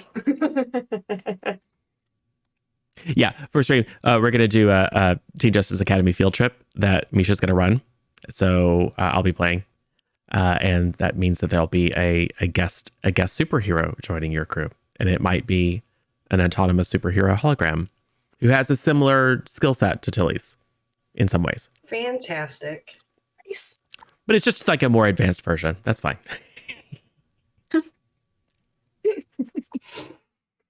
Cool. And then I'm not going to offer up that information. It's just kind of, she wants to make sure that, it's not going to screw them over. No, you don't see. Future. Yeah, you don't see armies of holograms rampaging around the world because you are currently protected from psychic intrusion because of the field that he's put up. She's going to definitely note that. Yeah. And going to just very calmly say, wow, it's quiet in here. Yeah, you only have 5 minds. Because like Tilly, Ash has a mind. Oh, good. So she can pinpoint his location and just she's just not listening. Yeah. She just, you guys give off a very specific hum. Yeah. It's very, very fast. It takes, I would say, effort to get into like Tilly's head and to really parse it because it's not human. Cool. Yep. So what are you doing? I say, oh, hold on a second, and go to my room and come back. And I'm like, oh, Tilly, I got you another present. I had this made from somebody at Lytech, and some background work. It's a plate. A plate? Yeah, it's a plate. But it's like a holographic plate kind of sort of thing where basically whatever we sit down to have as dinner, like you're cooking, whatever we have for dinner, it puts it on this plate for you and it makes it look real. And then as you pretend to eat it, it disappears. I immediately go and pour a bowl of cereal, and then I bring the plate over next to it, and a bunch of cereal shows up on it. And I'm like, yes. Just so you feel like you can join in. Holographic meatloaf, my favorite. Right. So she's got a cup and a plate now. Beautiful. Comfort me. Yes. Yeah. Well, do you have? You have a condition. I do have a condition. That is not a conversation so much as an act of kindness and friendship that I think is a comfort and support. So go ahead and roll it, residents. Oh, roll Plus mundane. Oh, my mundane's bad. I'm sorry. We have a major That's boon and a okay. minor boon. A major boon and a major Not very bane. mundane. I got 6, I think. Let me just double check. Yeah, my mundane's -2, so I got a 6. Does anyone want to throw a minor boon at that to kick it up one? Anybody? Come on, guys, Anybody? this is for Tilly. Anybody? Please, Tilly just got a cool plan. Yeah. Boop. Thanks, Yay. Boop. All right. All right. So, yes, on a hit, you may choose to, and it clearly you responded positively. You accepted it Yes. because you're like super excited about it. So yes, you may mark potential clear a condition or shift labels. I'll clear a condition, and I'll say, oh yes, the doctor invited us. If you would all like to attend. Excellent. And another major boon from Meg. Thanks, Meg. Just in case. Awesome. Okay. And thanks, Oh. Raboyo with a minor vein. Thank you for that. I appreciate it. They don't, also, but I do. also just in case. Yeah, just in case. Love it. Wow, Raboyo. Thanks. Yes. So, So shall I reach out to some people at like in the industry, in the entertainment industry, to see if I can get us like backstage passes and stuff to this circus, or are we gonna try and go like undercover, or like what are we doing? Did you get their What- address, Spectre? What if we go It's at as the fairgrounds, so what if we go as a normal group of teenagers and their robot companion? yeah, with the robot. Right. It was If Resonance has that angle that she can work, having that access to going more places is beneficial. And if you can get it, go for it. If you can't, it's not a huge deal. We can just go as a group as a teen. It's it's a public space. You can buy tickets. It's yeah, we can go and you play have a some $250,000. carnival You can buy a games. lot of tickets. I mean, We not can with the totally $250,000. win the giant oversized bear. Yes. 100%. I mean, regardless of Spectre's money, that's one of the perks of being the star as Yes. well. Is I have a huge income. Yes, so I'm it's not true. worried about the finances. It's true. Yeah. in regards to the large oversized Teddy, under her breath, I don't think any of us have super hearing except maybe Tilder. I have sonic control, so She's just gonna casually mumble, I would love to get Spectre that giant teddy bear. I mean, And then just go back to drinking her coffee. I just want you to know if we do circus games, Impasse is going to be very competitive. you are. It's going. As let me put on my DM as dictator hat here. You're doing circus games. Hell yeah, let's go. She's going to Let's get go. so mad at the ring toss, like, Or I can just telekinetically manipulate the ring. Right? Exactly. Perfect. Yes. So what's the vote? Am I getting us backstage passes Yeah. and stuff? Yeah, Like I don't look even for have to go that. through the PR company. I can just buy the tickets like that give us all access. Yeah. Well, and I mean, I think certainly checking in with SCA and like letting them know where you're going, and like like maybe And then setting up a meet cute, security detail. or but also maybe letting well, it's your choice whether you want to let let management know, so they don't have to worry about like a throng of people coming and gathering around you, or whether you Okay. otherwise you can just I text Becky at the PR company. cool. Oh, interesting. We've had a number of our clients who have been to the circus recently. Yeah, there was like a whole like black tie VIP event just the other day. I have There to. was. Yeah. I have to warn you though, like maybe don't eat too much of the food, because a lot of our clients have reported like just feeling woozy and stuff. Okay. I'll stay away from the. I mean, I think it's what it was. I just know that, I checked in with some of my clients who had gone to see how the event was, and they were like, "Oh yeah, it was great, but we just got really woozy in the middle of the main event." Oh, and a few of them, you might also want to watch for pickpockets. Well, because a couple of people lost their watch and stuff. Oh. Yeah. So anyway, just be careful. I mean, it's not like a big deal. I'm just saying, I've heard that the food makes people woozy, and that a few people like lost like a ring or something. But then again, it's the circus. They probably, who knows? But just be careful. Yeah, I'll just tell everyone not to wear any jewelry and keep their personals safe. Yeah. And maybe don't eat too many of the corn dogs or cotton candy. Yeah. I really wanted one of those like Renaissance turkey legs. Yeah. Let's totally do do it it. in pass. We're getting one. You can totally do it.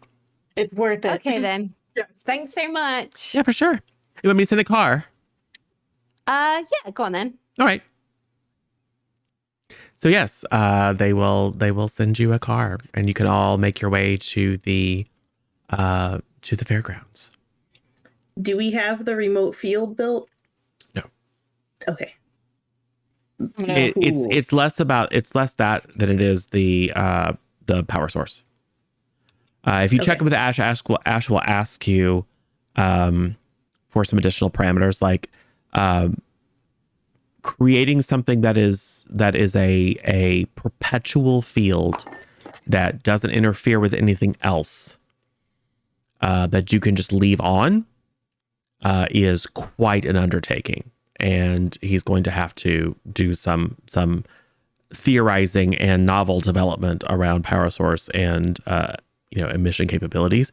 If you're looking for something that can at least temporarily replicate what you did, but in a like less obtrusive, like not something that creates like a physical shell around you, but something that would just create at least a safe bubble for a bit, that would be much easier to do. I mean, I'd take whatever's faster. So I think a safe hold for a bit would be good, because you notice one of us go funny, we slap a button and then you're good. And you don't have to rely on me to be able to do that. Okay. And we're not walking around in a giant hamster ball through the circus. Yeah. Well, excellent. I have already requisitioned a matter fabrication unit. Please wait. And then he will replicate just a number of it. So it's like a little bracelet. It is a one-time use. And effectively what it will do is if you need to, for example, roll to take a powerful blow, specifically in relationship to this entity's powers, it gives you advantage, or the effect of a major boon when being used against that particular thing. So could theoretically be overwhelmed because the powers of this thing are not totally well understood, but it does give you a significantly higher chance of being successful at resisting its And hopefully it would influences. at least discourage when there's easier targets. At the very least, maybe. Yeah, maybe. Who knows? I mean, it's a good thing it's a bracelet and we're not going to a place where anyone's pickpocketing anybody. Yep. Yeah, Yep. we're just gonna assume prudent risk here. We at least have the self-awareness that Yeah. we recognize as opposed to before we were completely unprepared. And then he will look at everyone and then kind of pass his hand over this little row of bracelets, and they will all gain the appearance of handmade friendship bracelets. Yes. Yes. I am programmed for creativity. Naturally, I'm going to grab the pink one. Yes. So I assume we're going in normal clothes, so I'll have my costume underneath. Okay. just in case. Yeah. Yeah. Was that your cat? Yeah, that was my cat. Aw, so cute. Yeah, Tilly sticks out a little bit though. However, you have just studied Ash, and you were just thinking about Ooh. like how interesting that was and whether you might have the ability to create that kind of fine-tuned hard light projection. You could theoretically try. I'm going to try. Well, why don't you unleash your powers to see if you can create a normal human fleshy appearing shell? Hey, gang, I'm going to steal a major boon. Yeah. Just You gonna- only have to just gonna reroll use that one up. of the dice if one was higher than the other. I'm going to reroll both of them. Oh, it was that bad. Yeah, it was. All right, so let's see. I rolled a 9, and then unleash powers adds Freak. freak, right? Yep. All right, so 12. Woohoo! Ooh. So, watching this, watching the manipulation, he basically just modifies the emitters to give off a low level holographic field. You realize that his emitter technology is in some ways more advanced and fine tuned than yours, but it's very familiar to you.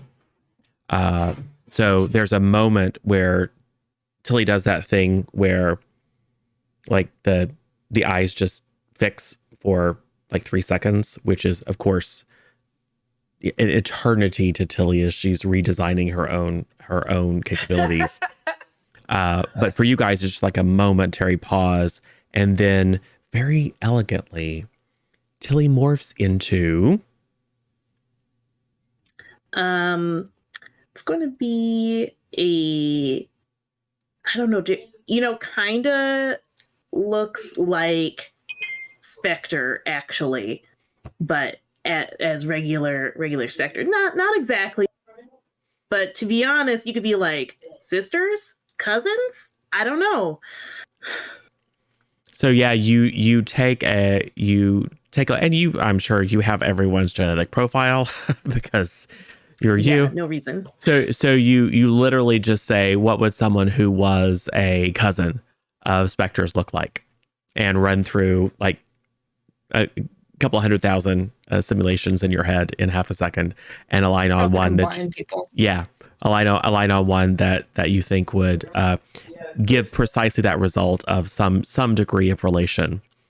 Just sort of looking at Spectre and maybe Impact and maybe Violet. What's her face? Spectre. I don't know. Just kind of combine them a little bit. Right. I don't know. Just randomly. Just randomly add some of them in there. Yep. The good news is that I don't think you've physically been in proximity to Impact or had any reason to run his genetics to see if he's related. Hint, he is. But that's fine. Someday. Yeah, there's a for those who don't know, there's a little bit of baby daddy drama going on in the background about who Spectre's dad is actually. Hint, it's Impact, who is Impact's mentor. But And Impact does not know. But no one knows that but Spectre. No, Tilly knows. Oh, Tilly knows. Okay, that's right. You do know. Helping me do research. Never mind. I do know. That's why I'm doing research. That's right.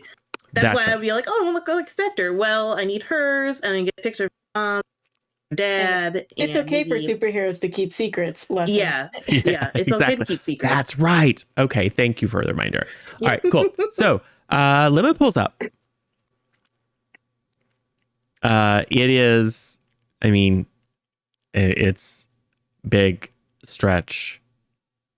It's like pinkish sparkle paint, like the color shifting paint. It's very teen superstar because although this would not be Resonance's, it is very much what SCA would love to do. So, but it's not. I mean, especially since for whatever reason, the circus appears to be attracting a lot of the wealthy and influential in town. Mm-hmm. It's like Sailor Moon vision villains, Yes. where they're like, here's the hip new thing in town, and everyone Yes, Yeah. like exactly, it's exactly like that. exactly. Literally the first episode. Look, it's a new jewelry store. Yep. Yeah. The fairgrounds are on an island. They're connected by a bridge or a causeway. So it's like an actual road. It's quite a large island that I think probably in the middle of the last century was like where the city dumped a bunch of stuff. So it was a natural island that was expanded through landfill, but has been like reclaimed, and there's been a lot of ecological work on it to make sure it's completely sound. So there's a very large, mostly man-made island kind of out in the bay, connected by like a 1/4 mile road.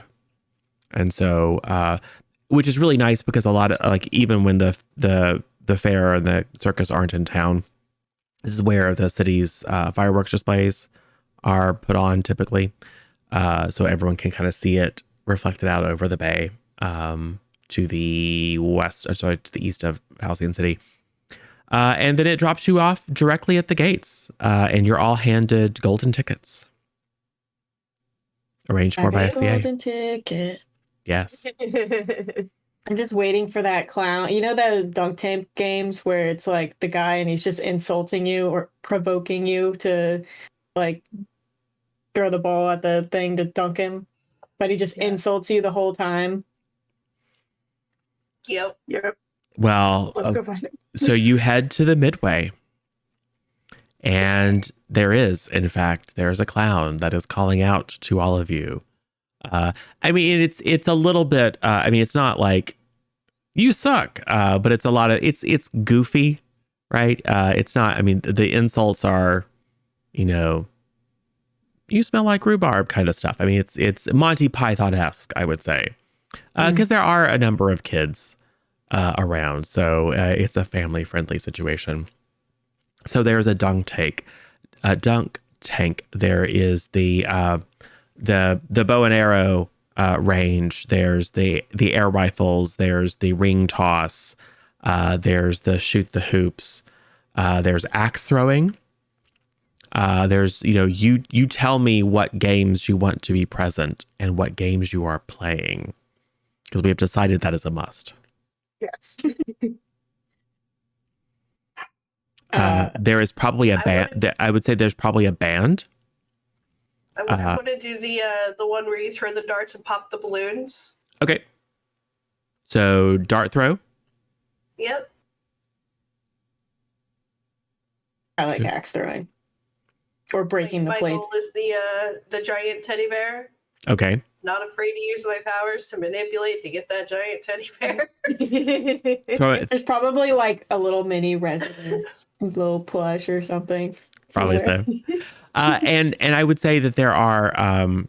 That would be really funny if she fails the roll and instead of the big bear, she gets like a little mini residence. It's true. It's true. So Impasse is going to throw hatchets.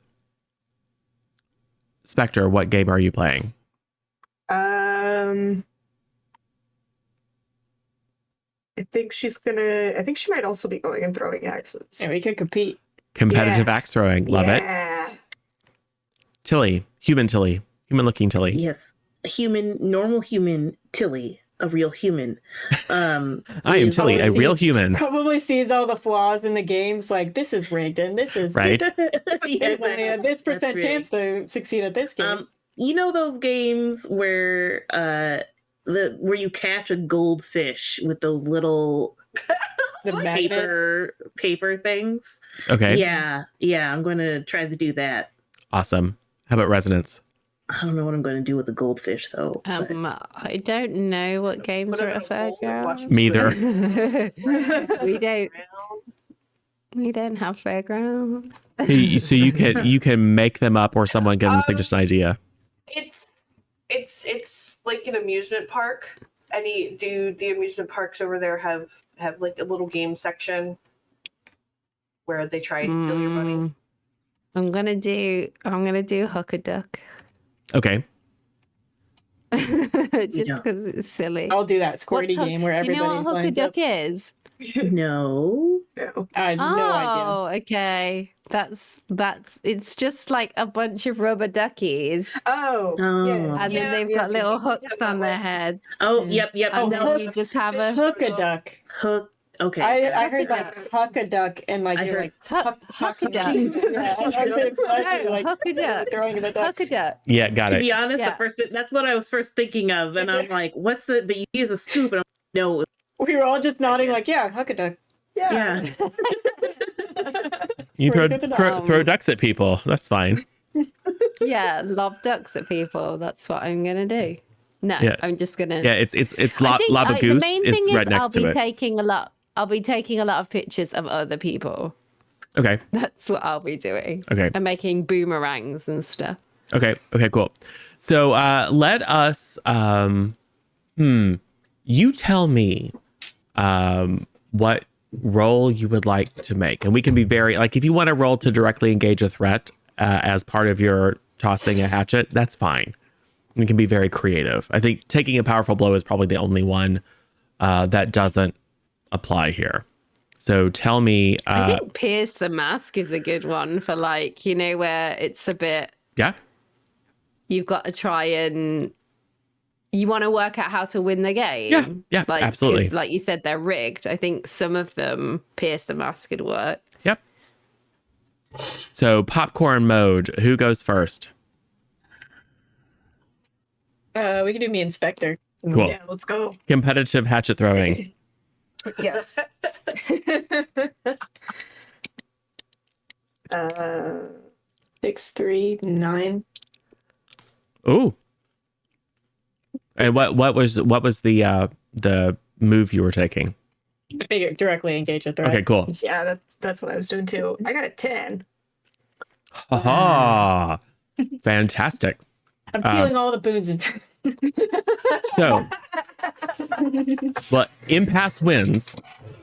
Spectre. Sorry, no. Impasse, you win the prize.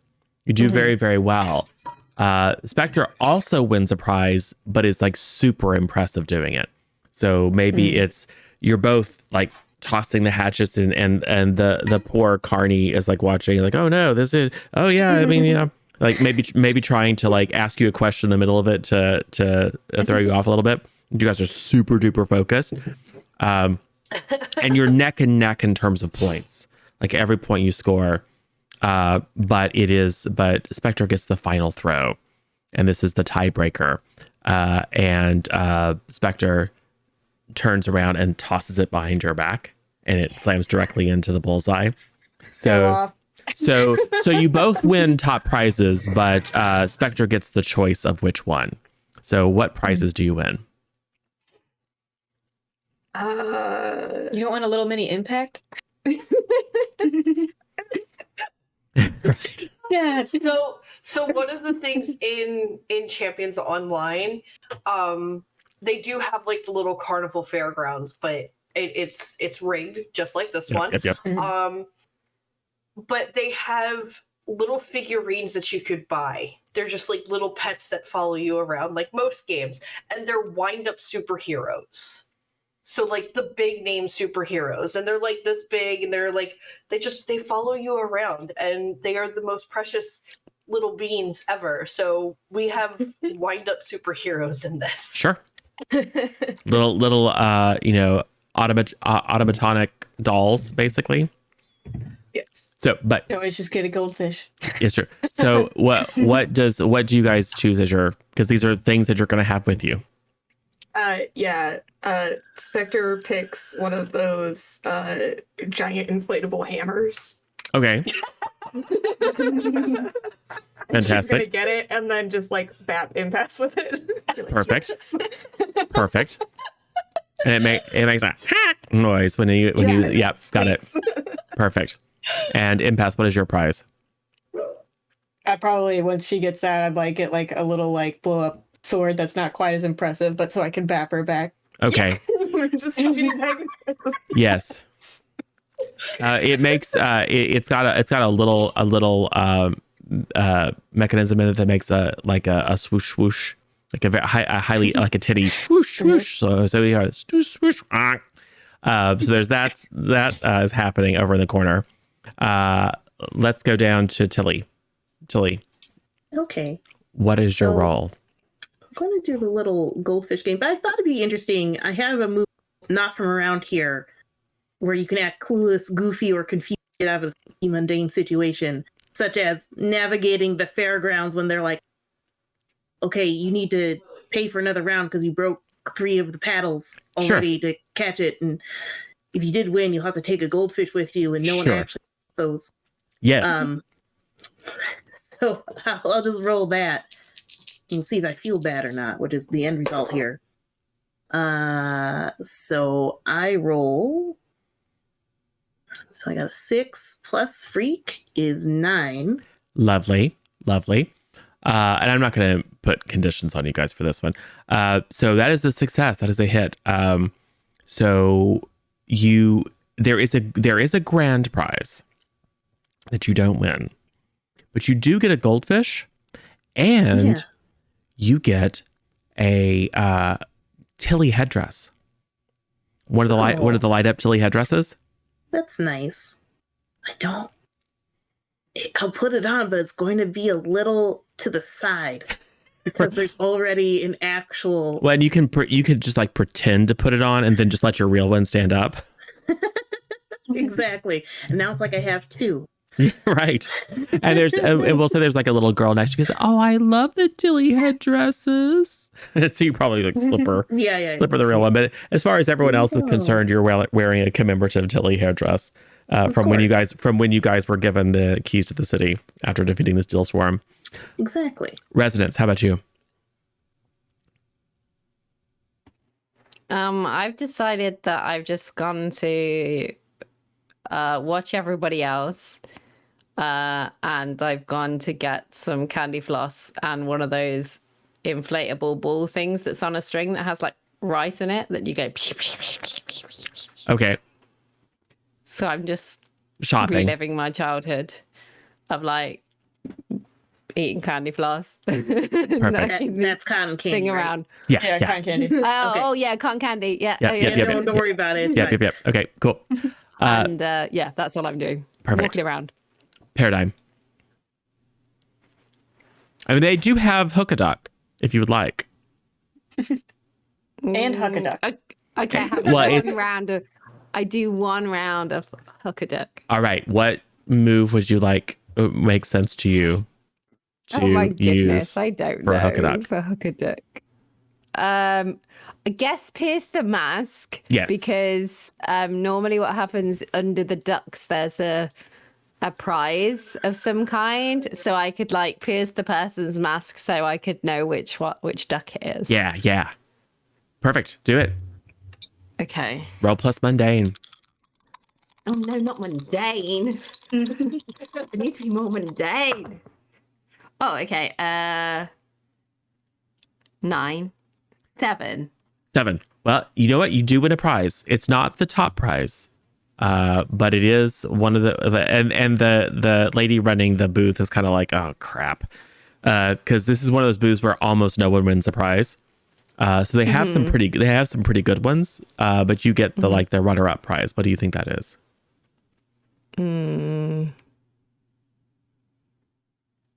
So what type of prizes are there? You tell me. Like a little hat or tiara, or like a they'll have like plushies a lot of the times. Portable karaoke machine. Bloody hell. I mean, I can't think of a prize. I can't think of one. Well, I don't. Last time well, think about it. It could also be the shaky thing you were describing. That could be how you got it. You didn't have to buy it. You won it. No, they're like the rubbish prizes that you get for like you buy them for like 20p because they're basically a balloon with like things in.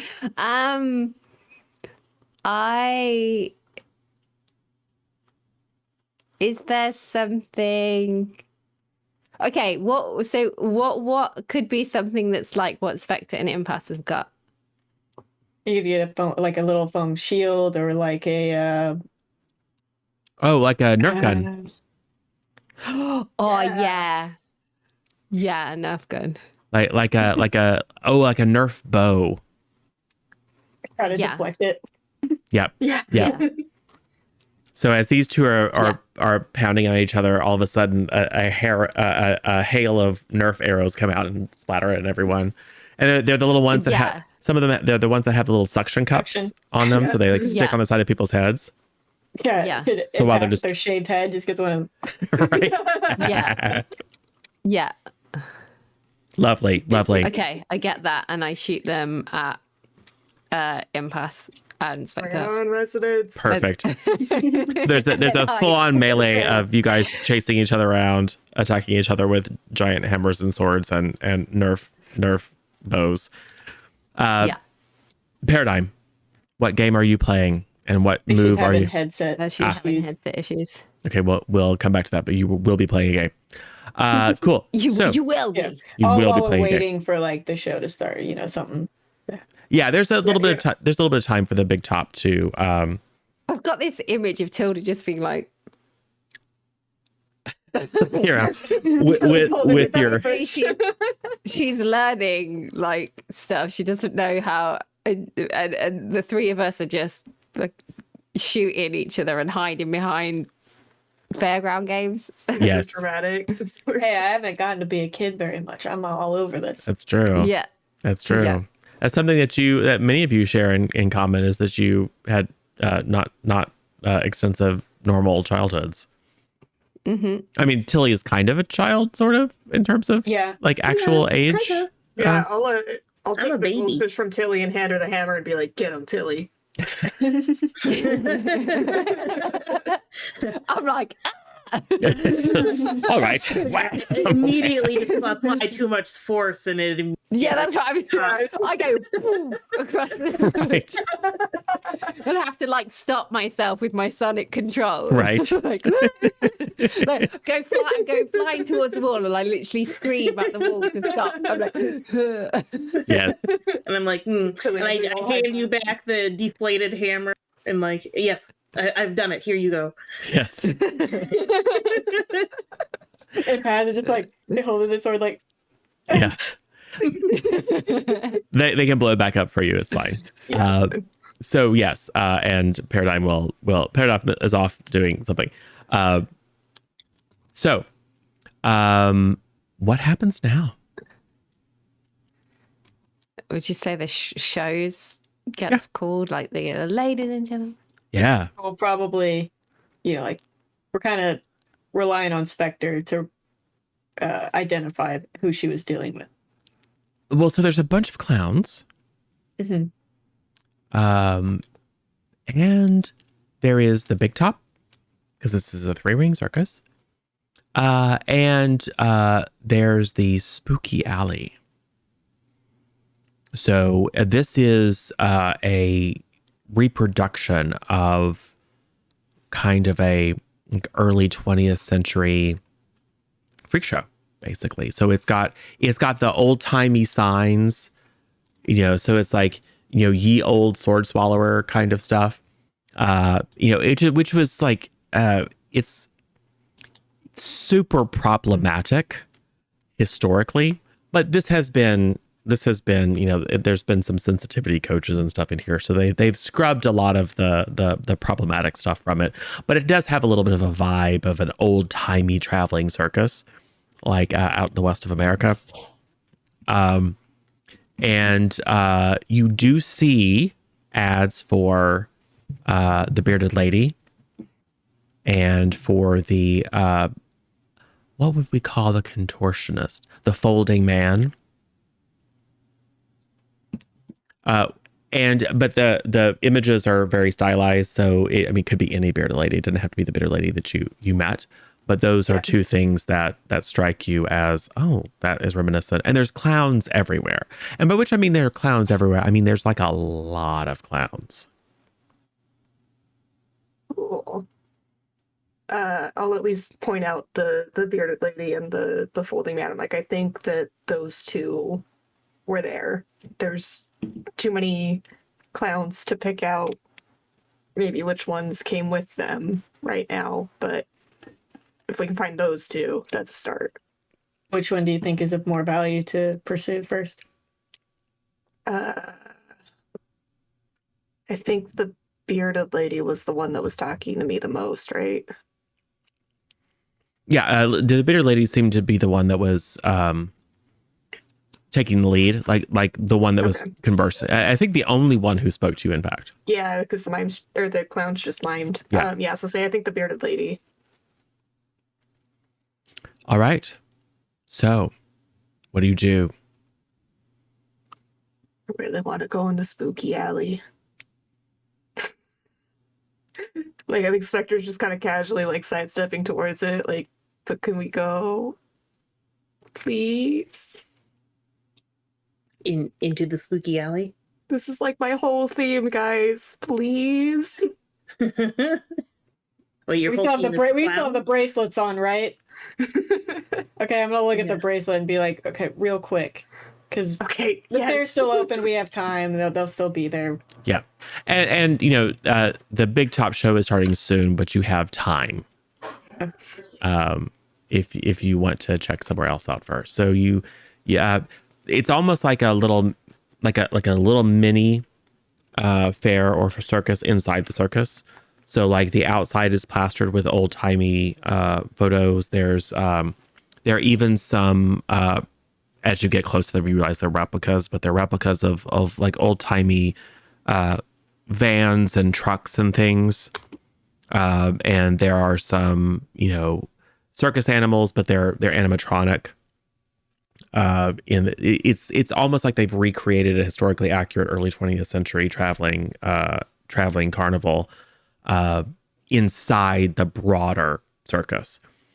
And you have to pay to get in, but basically they just hand you like wooden nickels that you have to pay in, and there's a funny little exchange with a barker in a boat hat carrying a cane with the candy stripe uniform, who's got I mean, it's not perfectly historically accurate. It's a little bit more like a 40s gangster accent, but he's trying his best to sound like an old school carnival barker, extolling the virtues of the various different, you know, wonders and amusements. And there is, as you make your way in, there are a variety of different tents. There's a palm reader and a tarot reader and like authentic old-timey food. The clowns are wearing different kinds of costumes, so a little bit more old-fashioned.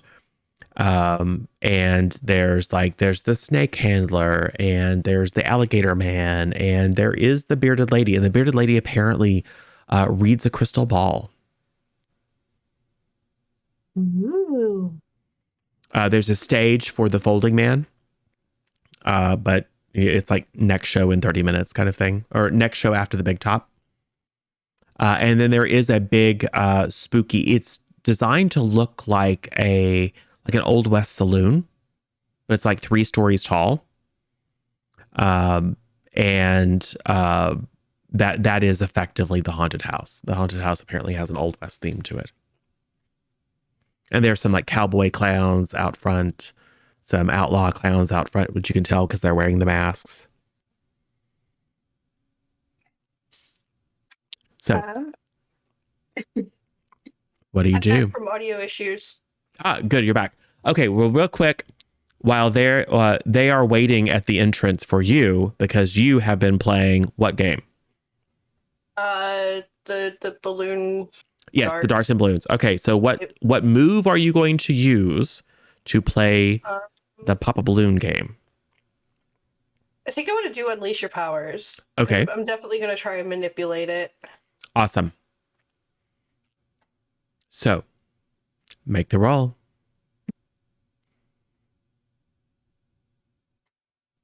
I got an 11. Cool. Plus 3.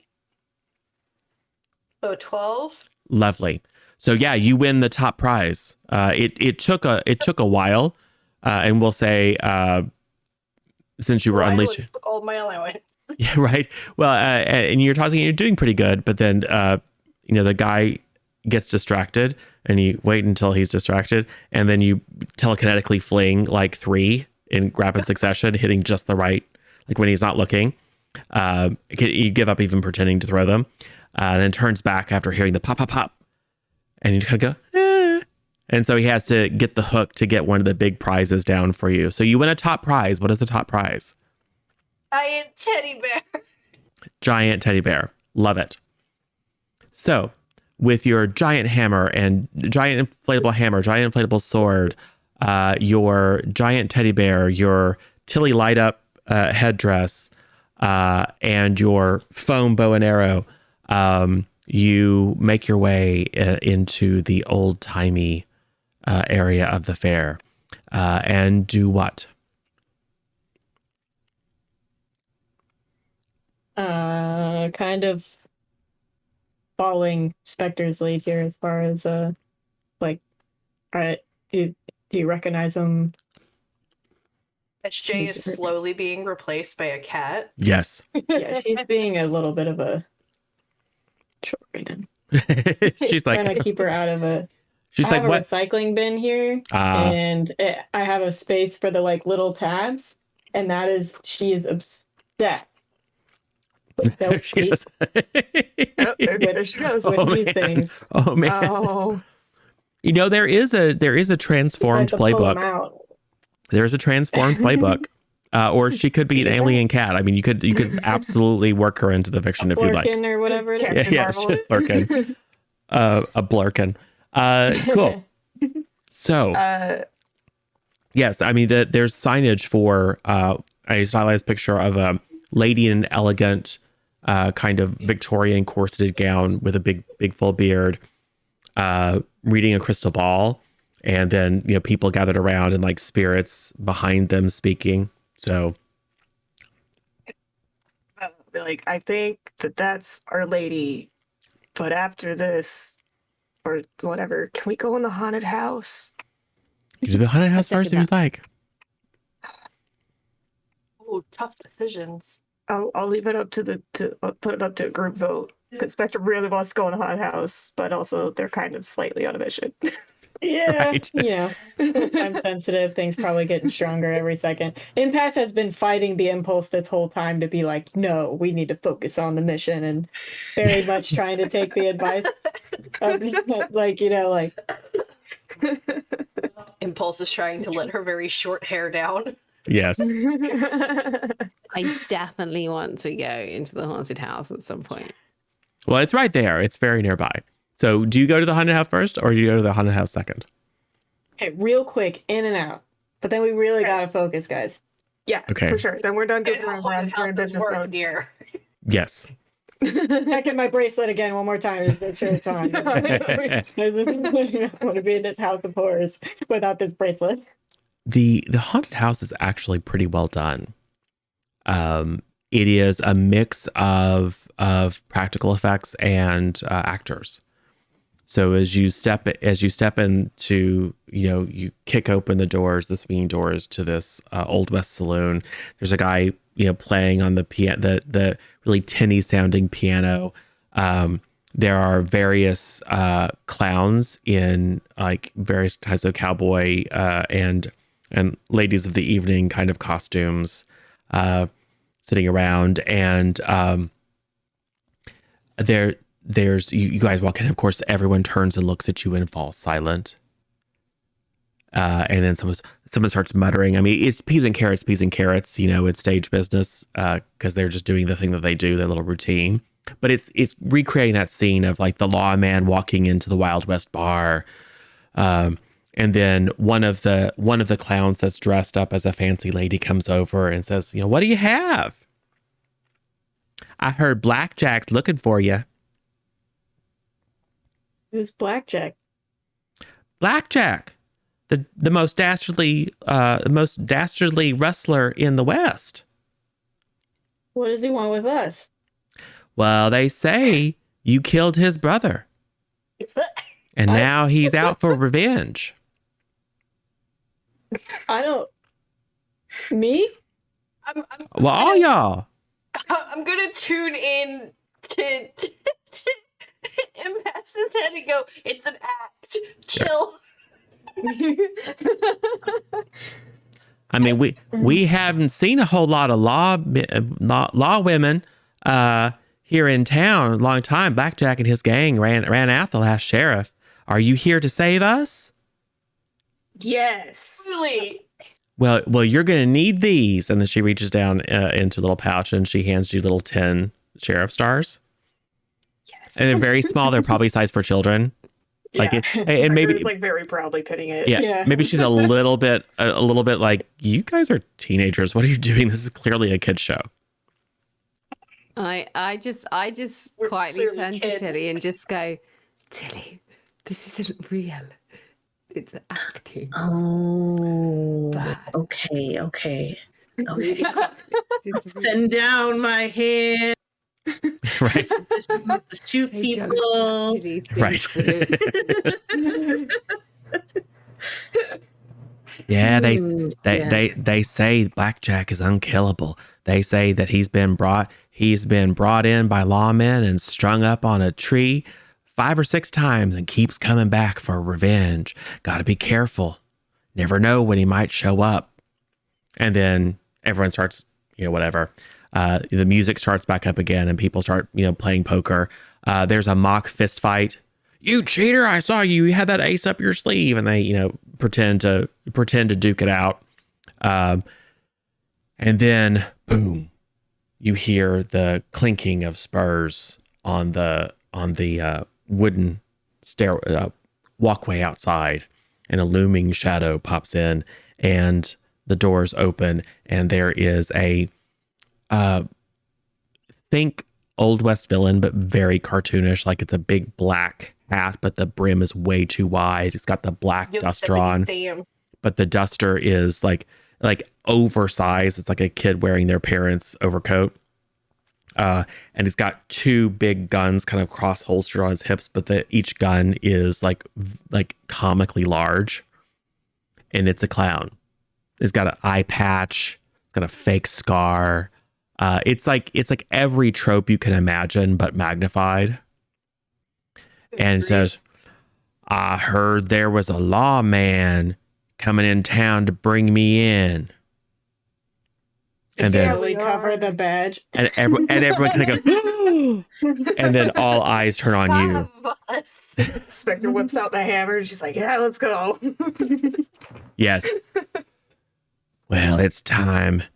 Something no lawman has been able to bring me in so far. I'll see you at high noon.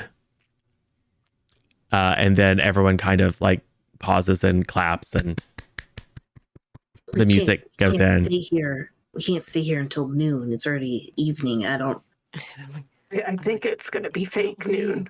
Oh, fake noon. Right. Yeah. Just play along. No, it's Yeah. not real today. And then one of the same person was saying, "Oh, you better be careful. Why? I should show you up to our rooms, and you can see all the kinds of stuff." And so she'll lead you up through a series of rooms. Each one has been set up and this is very kid oriented, so there's nothing particularly gruesome. But there's like the haunted spirits of the West. And like there's a room that's full of traditional Native American spirits and like a Wendigo and kind of stuff. And there's there's a room where it's the Maple Gang, and this is they all died after they had a failed bank robbery, a failed stagecoach robbery, but they show up every year at the same time to replan. And so you see a bunch of cartoon gangsters planning who are clearly dead. I mean, they're painted white, planning their next heist. And so it's just like a little tour of vignettes of various different kind of fantastical scenes from the mythic West. And then she leads you down the stairs and says, well, you better get out of here before Blackjack shows up and shoots you all dead in the main street of town. Y'all come back now, you hear? Yeah. Yes. So you get, it's not great entertainment. It's like I said, clearly for kids who have cowboy fetishes.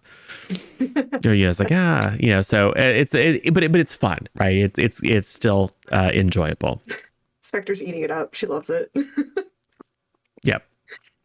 And of course there's a gift shop at the end where you can buy authentic cowboy hats and stuff like that, if you would like. So Yeah. Do we get to Spectre keep the has sheriff cowboy hat. badges? yes. Cool. They're like white metal and like very soft and not very well made. I'm wearing it. Yes. Yes. Did anybody else pan for gold when they were a kid? Yes. I was Yeah. an adult when It was like fool's gold. Yep. Yeah. Oh, that's probably even one of the exhibits is there's some the miners and their spirits still trying to find the gold they craved, and you can go and like get next to one of them and pan out some gold nuggets, but they're not actually, right? They're just like painted rocks. And there's a couple There's a couple of people up here, like some parents and kids, like, look, Ma, I found a gold nugget. It's like, yeah, that's nice, sweetie. Don't touch it. You don't know how many people have touched that. It gets out some wipes. Yeah. So, but it's fun. It's very wholesome. What happens next? All right, bearded Guys, go see lady. the bearded lady. Yeah. Who's going to tell your future? And there Oh is yeah, we haven't had enough bad futures. right. There is a clown. I take that as a personal insult. Yes, you should, because it was an attack. So anyway, yes, there is a clown who will like approach, kind of like to take, and then sees your golden tickets and go, and then draws back the flap of the tent, and you step in. It's very well appointed. It's very boudoir-esque. So lots of draped silks and like lamps that have scarves over them, kind of casting bluish and pinkish and purplish light. There's a little bit of a scent of incense. There's some faint music playing. And then if you look up, you can see there's some speakers that are wired up to the poles of the tent. But if you don't look too closely, the kind of boudoir/harem-esque illusion is easy to accept. And there is a little back area with a bearded curtain, and you hear a woman's voice say, "Come in, have a seat. I'll be with you in a moment." There's some like cushioned chairs, and you can all have a seat. And a very familiar bearded woman will step out in a lovely, elegant, kind of loose-fitting, hippie-esque, kind of flowy gown. Will step out. She does not, Spectre, indicate any, like she just go upon seeing you. Yeah. But she also doesn't look very closely at any of you. And she goes into a patter. "I am Madame Zarina. I was blessed with a luxurious beard and the ability to see the future. I see you all have golden tickets, which entitles you to a free reading." And she will sit down and say, "Clasp hands and let us see if we can contact the spirit realm together. I have to warn you, do not break the circle or unforetold horror could occur."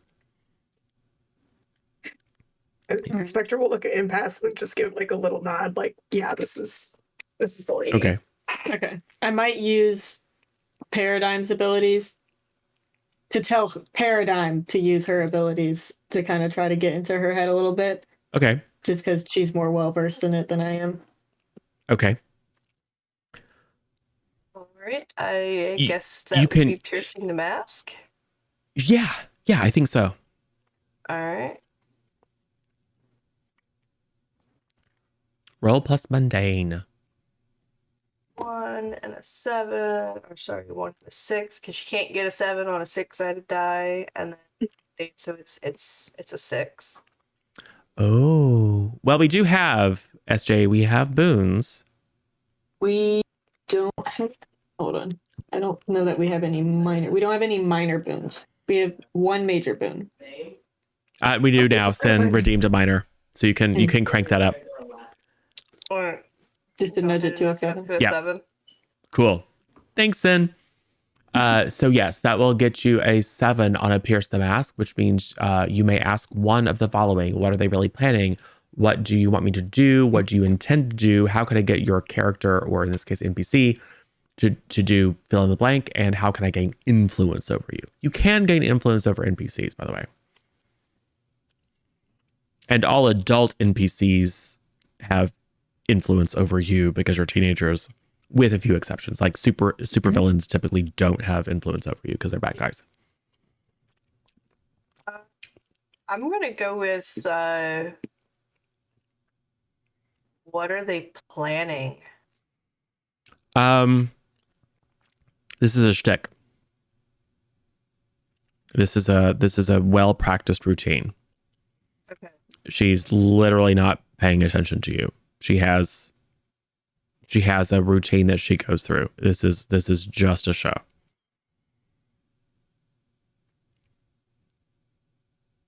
And that's literally what I mean, you're picking up her surface thoughts as well. And it's just like, up, here we go again. Like there's nothing. Yeah, she's not like, oh, there's Violet's vector or anything. Yeah, no. It's just very much like, this is a well practiced. I'm gonna go do my shtick now, get paid, And not thinking about picking pockets or anything. Nope, None of that. just getting paid. And is pretty confident in the show, and often and maybe there's like a hope they tip kind of thing, but that's about at the limit of the kind of premeditation that you're sensing. Yeah, and she looks around at you enough to realize that these are a bunch of young women, so I'm gonna we'll do the romance one because she's got a variety of different she's got some routines that she has. If it's a couple that comes in, she'll do a little quick read on them, and so she doesn't tell the same fortune to everybody, but it's not like she's trying to do anything weird, which you can very easily then communicate back to Impasse. So, do you join hands? Yeah, sure. Play along. Cool. So she begins to, oh, spirits, thin the veil between past, present, and future, so that we may receive your wisdom. Show us the futures that are certain to come or that might come. Some very well prepared, nice sounding. She has a lovely kind of slightly raspy voice that's very resonant, and it's a kind of relaxing, warm environment, and it's hocus pocus, but it's still kind of fun. And you can even, those of you sitting next door can even tell, because you're especially Paradigm and Impasse, because you're watching for it. You can like see her leg move a little bit as she clearly hits some sort of lever underneath the table, and a fan that's hidden somewhere starts, and little wind chimes start to tinkle to create a little bit of atmosphere. The music changes. There's a little bit of you can kind of hear the fog machine kick on as there's a little bit of mist that comes, and the crystal ball in the center begins to light up, kind of just like in a rainbow pattern. So clearly like one of those lights that you get off of Amazon to project the lights on the ceiling. It's one of those that's just focused through a thing. Oh yes, the spirits are with us. The veil is especially thin today. What mysteries are the spirits going to resolve? Speak to us. Speak through me. And then she begins to, she puts her head down. Oh, I am the spirit of the future. I see many things. And then there's a little bit of a prickling on the back of your neck. And she pauses for a second. And then picks up her pattern of like, oh, spirits, tell us.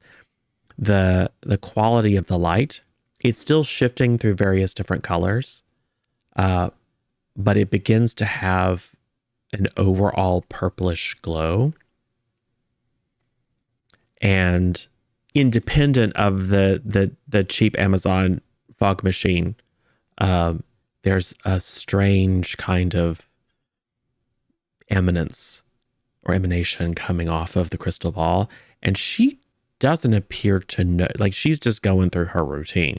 It's almost like she doesn't notice anything until she just kind of, her speaking slows down, and she looks like she's getting really sleepy, and she just kind of mumbles and then head down, still holding very closely on all of you. There is a moment of disorientation. I would like you all to roll to take a powerful blow. But you are wearing your bracelets. Oh crap! This is the one where you want to roll low, right? Yes. Dang it!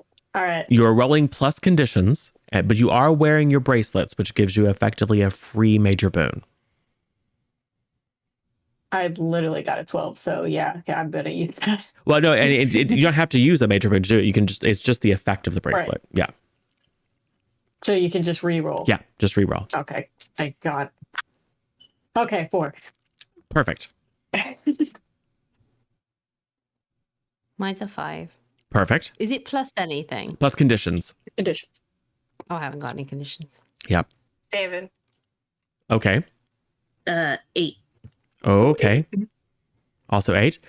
Yep. All right. So, on a 7 to 9, those who got below 7, no effect. Those who got 7 to 9, you either lash out verbally, provoking a teammate to foolhardy action. You give ground, giving your opportunity, your opposition opportunity, or you struggle past the pain and mark 2 conditions. I think thematically the latter makes the most sense, but you can choose what you would like. Yeah, I'm going to mark 2 conditions. Okay. Yeah, me too. Cool. Back on the angry train, everybody. It's okay, you can just go play the plate game and break some stuff. Right? Exactly. Exactly. I'm gonna also go with the struggle past the pain and mark 2 conditions. Okay. How is this going to affect her? Because she's still kind of mentally linked to No the additional fortune effect. teller. No additional effect. Okay. The fortune teller is also being affected. It's not Okay. It's not coming from the fortune teller. Okay. Do I like pick up on anything since I'm using my powers and kind of attuned to the area at the I moment? mean, it's the same experience for everyone.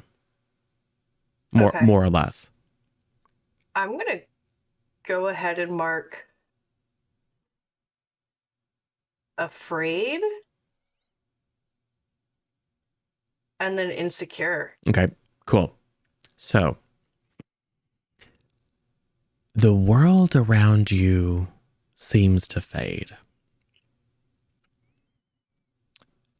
You find yourself sitting at the same table with this now kind of lolling bearded lady, and you realize at first you think that and it's there's a dirt. You're just in the middle of a dirt field, basically, kind of a sandy ground.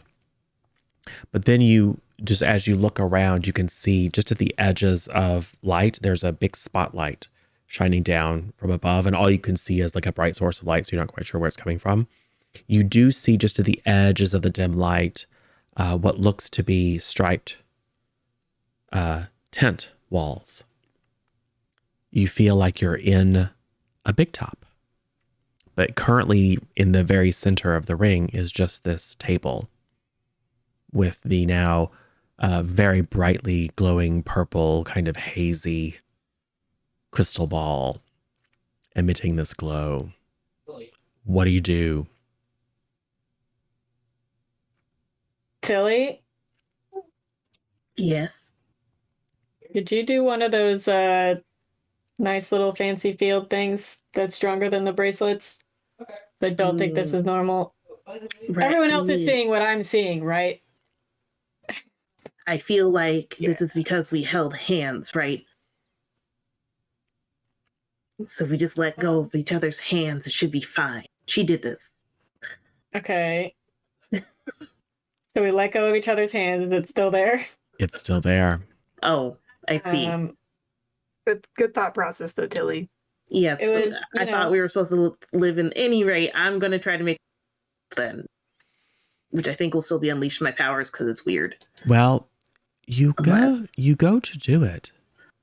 You don't have access to your hard light projection. Oh.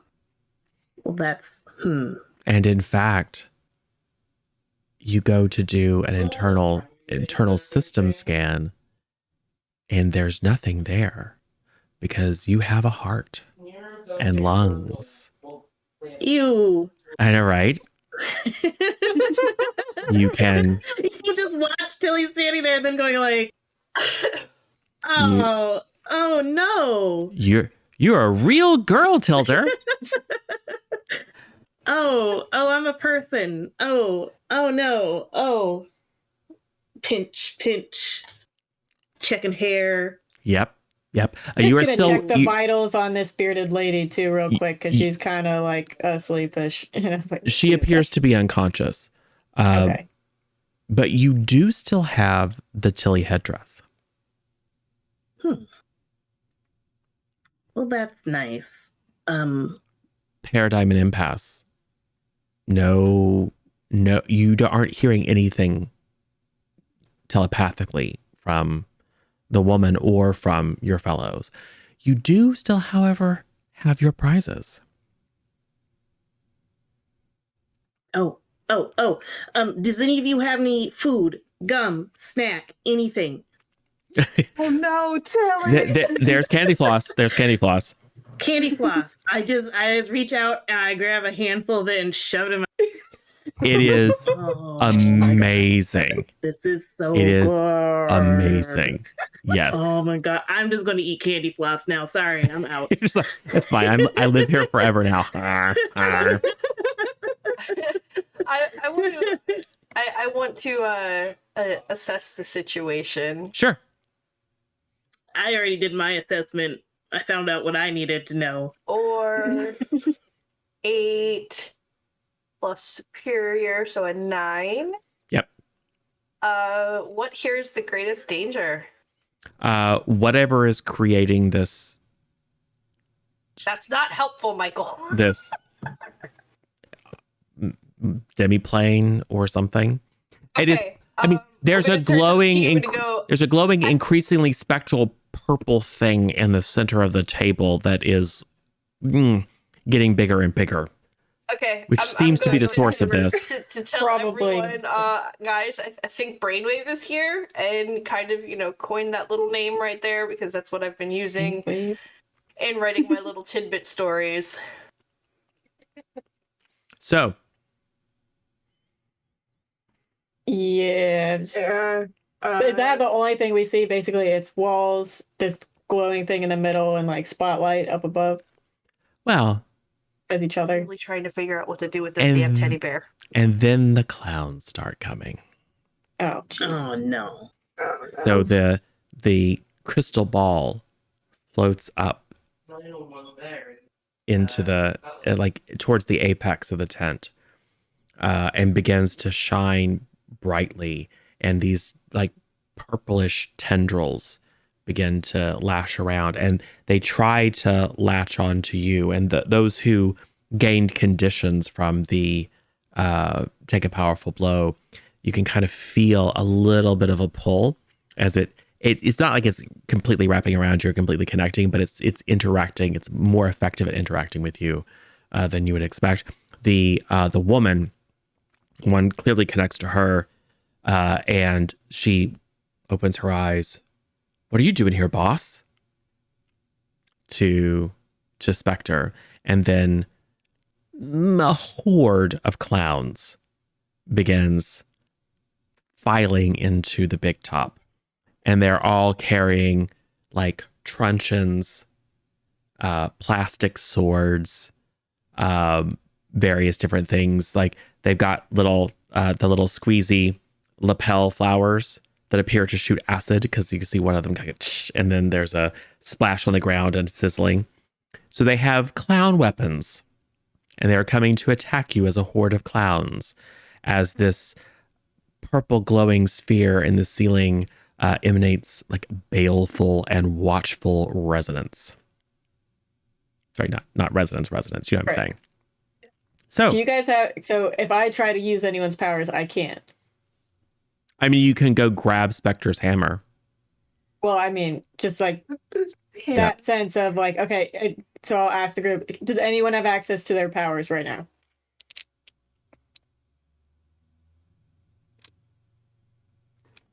That's for Michael. Can't really test mine, so just assume no. Right. Spectre, I'll try and like make some electric out of my hands. Nope. I'll try and make some sound. I mean, you sing beautifully. Thanks. But it doesn't seem to have a superpowered effect. All right, so Spectre and I'll start shouting directions. Like, Spectre and I will keep the clown horde back since we can fight without using powers. You guys try to destroy this thing. The ball thing, if you can. Okay. We'll do your... So, the horde of clowns attacks. What do you do? Defend.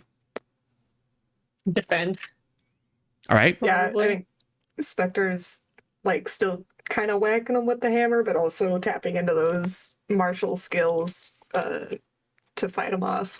So Yeah, I feel like plastic sword versus so here's the here's the thing. sword. So whoever is going to go first, do your thing, and then you will learn something by what happens. So Okay. I will defend. okay, quick to action. Impasse is going to defend. Roll plus savior. Ooh, okay. 8. Wait, yeah. And then I don't know what my savior is. Hold on. Savior is 1, so 9. 9. Okay. 7 to 9. You are successful. Who are you defending? Probably whoever's closest to me. Probably Paradigm was probably next to me. So Okay. I'm trying to defend the table. Yep. Generally. Okay, so yes, and you will expose yourself to danger or escalate the situation, and you may add a team to the pool, take influence over someone you protect, or clear a condition. I don't have any conditions, so I'll probably just add a team to the pool. Cool. So, since we're bringing up team, and since we've established that leader is situational, which I think I didn't want to insert that during the conversation between residents and Spectre, but from a meta perspective, it doesn't have to be like there is a permanent leader. It 100% can be per encounter who is the logical leader here. The social and team dynamic question of one of Impasse's tasks is to learn to be a leader can be distinct from who is the leader in this situation. So who do we think collectively is, or majority rule is, the leader in this encounter?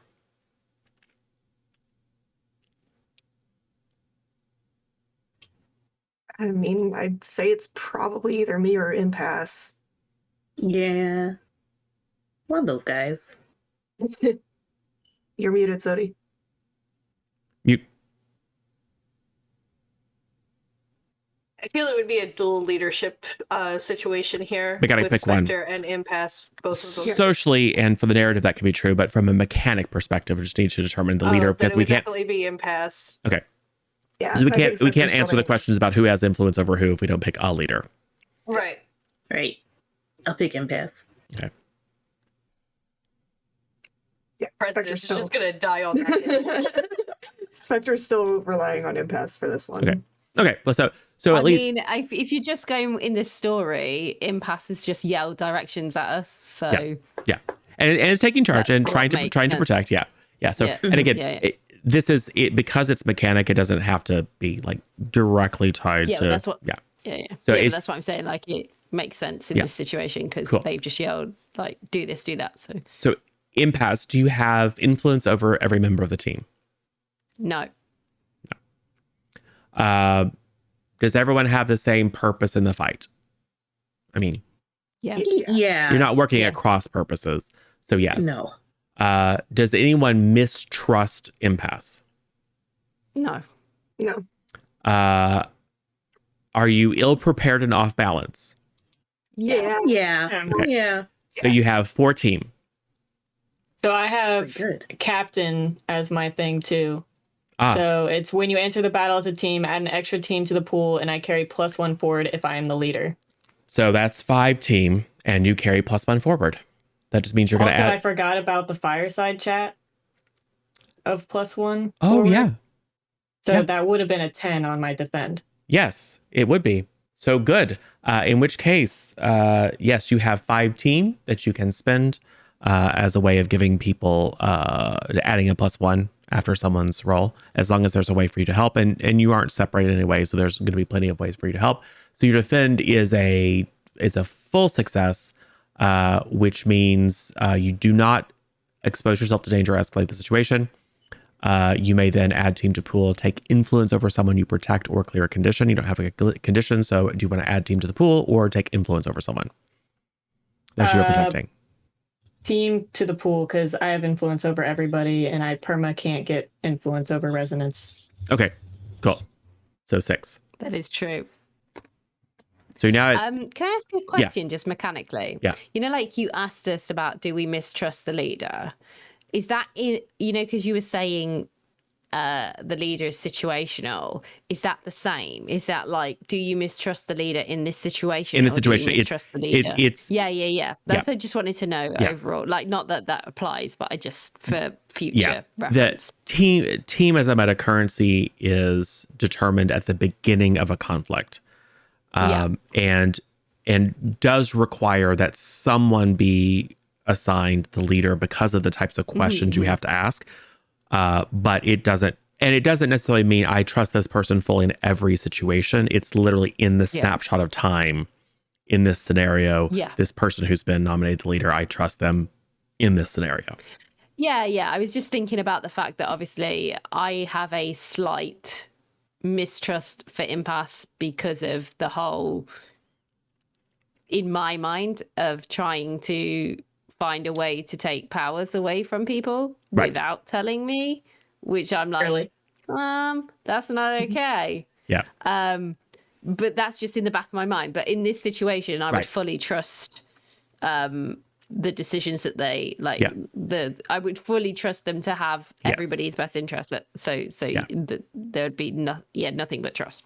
If the conflict were, we're now going to force power suppressing collars on a bunch of people, then maybe that would like, okay, in this scenario that actually makes sense. Yeah. And it's it's narrative and squishy, but this is one of the few areas where there's a mechanic that is a little distance from just the kind of gut instinct narrative. But anyway, yes. But you have a ton. Thank you. Have a ton of team, which I think is good because you're coming together. All right. So your defend is fully successful. You add a team to the pool. What happens, impasse, is you are fully expecting, and you're just using what's at hand, which is your inflatable sword. And you're just, you're trying to bat away the clowns. It is remarkably effective. You send clowns flying. Like you take a sweep. You're probably even just like not even trying to hit them. You're just like, stay back, trying to protect. But you just like catch a whole swath of them, like 5 or 6, and they go flying through the air, and the sword is glowing. It's still big and the power. Yes, it's still big and cartoonish and inflated, but it appears to be imbued with some sort of supernatural energy that makes it very effective against these clowns. Spectre, you were up next. Yeah, I think upon especially seeing Impasse's sword doing that, she's like taking a hammer and just going to town and just like trying to carve a path through these guys. So are you directly engaging a threat? Yeah, probably.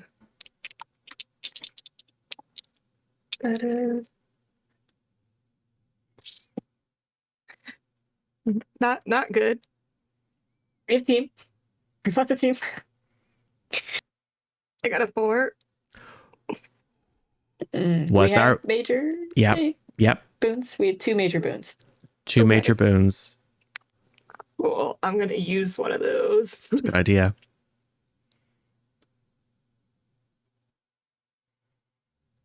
Okay, so that is a 7.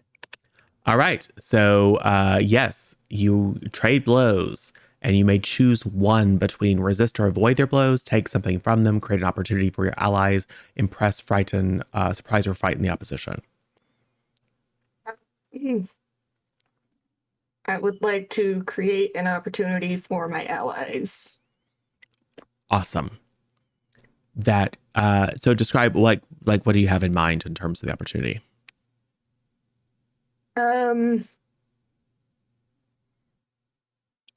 think she's mostly just trying to like clear way so that they have space to maybe utilize their gizmos and gadgets that they got from the circus, and she'll even yell out like, "These things are awesome! Use them!" and just Right. be keeping. So you know what? As the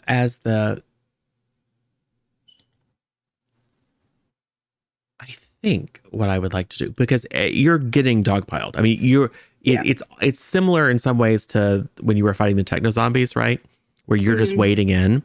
But you know, they're getting in blows and these truncheons, and you have to dodge out of the way of an acid spray from one of the lapel corsages. They're kicking you with their giant clown shoes. So you're giving better than you're getting, but it's still a full-on melee. Instead of invoking a condition, I think we should shift your labels. Okay. I'm thinking danger goes up. Unless you're already maxed out on danger. No. What do we think goes down?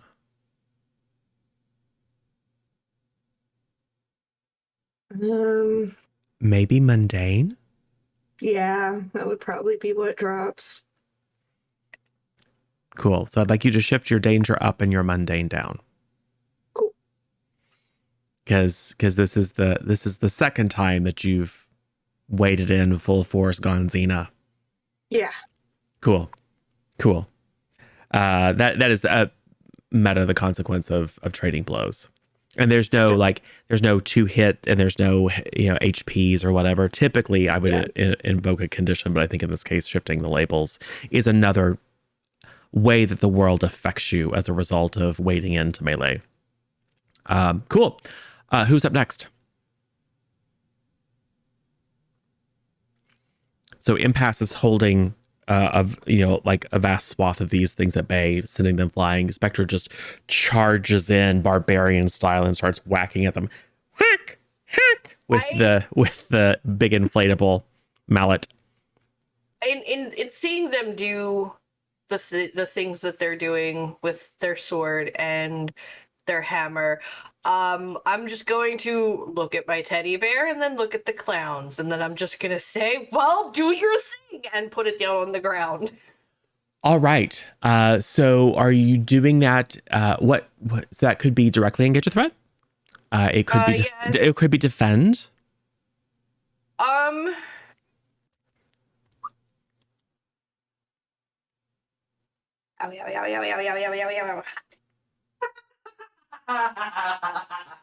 And now you have That's the clown giggling. Laugh. Yeah. I'm gonna go with directly engage a threat. Okay. All right, roll it up. Roll plus danger. 4, 9. Cool. We have a lot of team. Does someone want to help to kick that to a 10? Can be anybody. You just have to describe it in the fiction. I think Spectre sees Paradigm drop the bear down, and she's like, "Yeah, use it." Cool. Little encouragement. So that is enough to spend one of those team, taking us down to 5, and that kicks it up to a 10, which means that you do trade blows, but you may pick 2 between resist or avoid their blows, take something from them, create an opportunity for your allies, or impress, surprise, or frighten the opposition. Impress, surprise, and frighten the opposition is definitely going to be one of them. Yep. And then I might recommend resist or avoid their blows. Yeah, I was thinking that one as well. Cool. So you toss the giant teddy bear down, and it shimmers and becomes a bear. Like a big black bear. That's a bear. On a unicycle. Oh my god. Wearing a fez. So amazing. And it roars at the clowns, and the clowns kind of all comically stumble back and catch each other as some of them swoon and make a big deal of fanning each other. It's a little over the top. And then the bear, at a rapid clip, begins to unicycle its way around, just swiping clowns left and right. So you see it just head off into this thicket of clowns. There's like 50, 60, 70 clowns. It's a lot, but you just see them flying left and right. It is, and as a result, it has drawn enough aggro that none of the ones that were approaching to pummel Paradigm are able to make it. They have been distracted. Who's up next?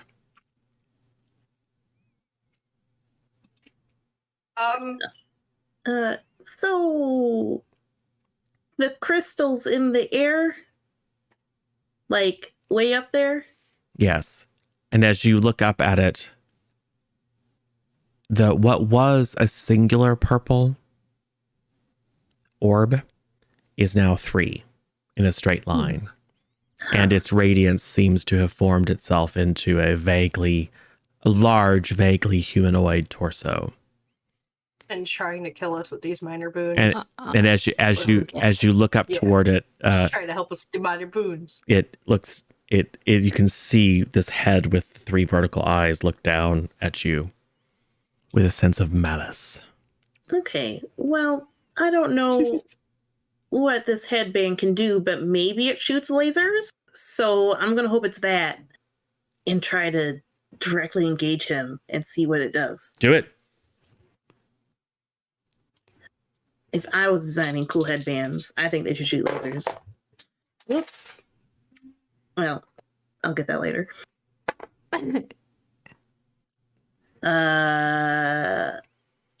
Roll plus dangers, so that'd be that. Oh yeah, I'm not dangerous anymore. Sin.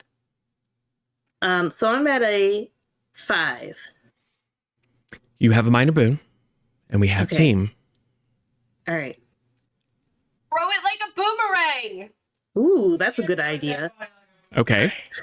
So Paradigm spins a team to make a suggestion, and that will get you up. And then if you want to spin Sin's minor boon, that will take you to a 7. Yes, I'll do that. Beautiful. Okay, so you can pick one. Do you resist or avoid blows, take something from them, create an opportunity, or impress, surprise, and frighten them?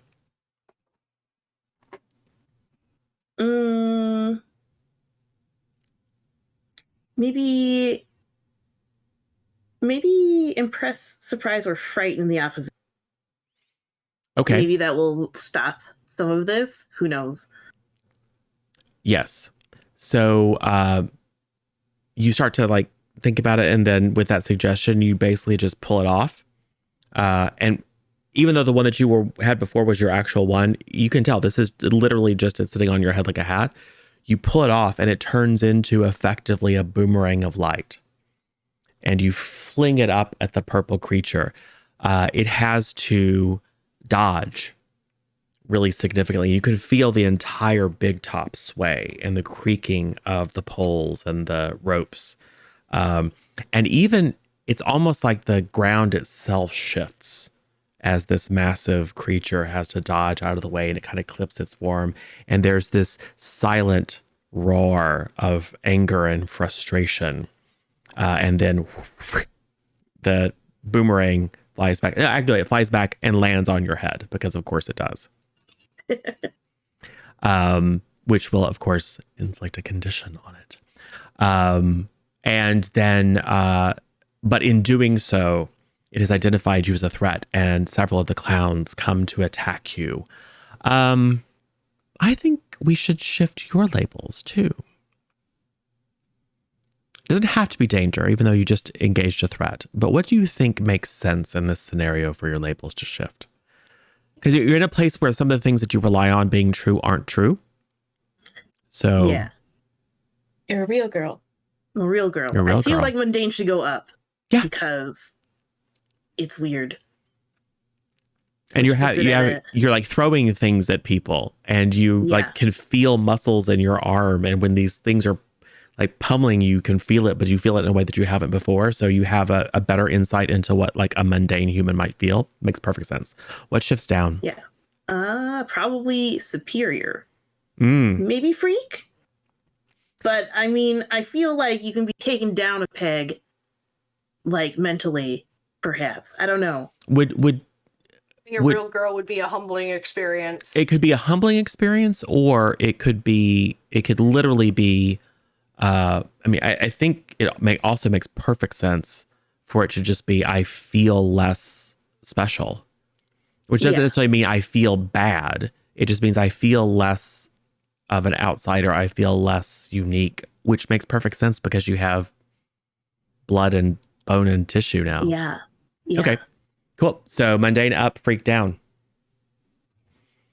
And yes, it puts on a very spectacular show. And this thing appears to be afraid of your boomerang headdress thing. All right, That's Resonance. How about you? Okay, so I'm gonna have seen what Tilly just did. So I'm gonna get my bow and arrow and aim it at the thing in the sky. Yes. And I'm gonna say, I hope those archery classes played off. Yes, exactly. You know, good little TV girl had to learn like different skill sets. So I'm proficient in horse riding, all the things that you would have had to have done on set, fencing, Stage all over combat. it. There was stage combat, fencing. There was the time travel episode of Life with Lala, where you went back to the Sherwood Forest and hung out with Robin Hood and his merry band. Like Marion and stuff. Yeah. So that's what I'm gonna do. Do it. Directly engage the threat. My hands are so hot. Why are they so hot? Oh no! It's the worst roll I've ever got. Hey, look, we have major boons. We have major boons. Okay, well, that's gonna get re-rolled because that's the worst roll I've ever got. Well, not ever. Definitely got snake eyes before. That was a 3. Okay, not great. Still, I only got a 5. Yeah, and it's on danger. So yeah. If folks want it, we've got team. It's fine. Can you do more than one team? Okay.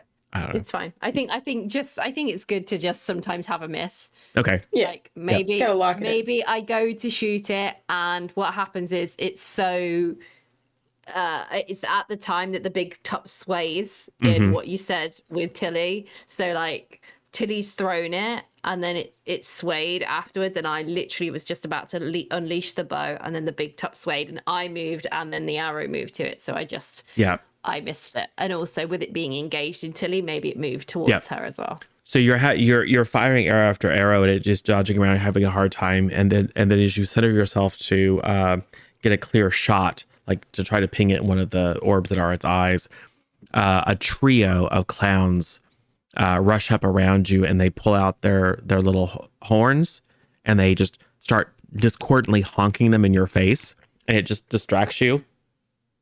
So I would like you. Let's keep up with the theme.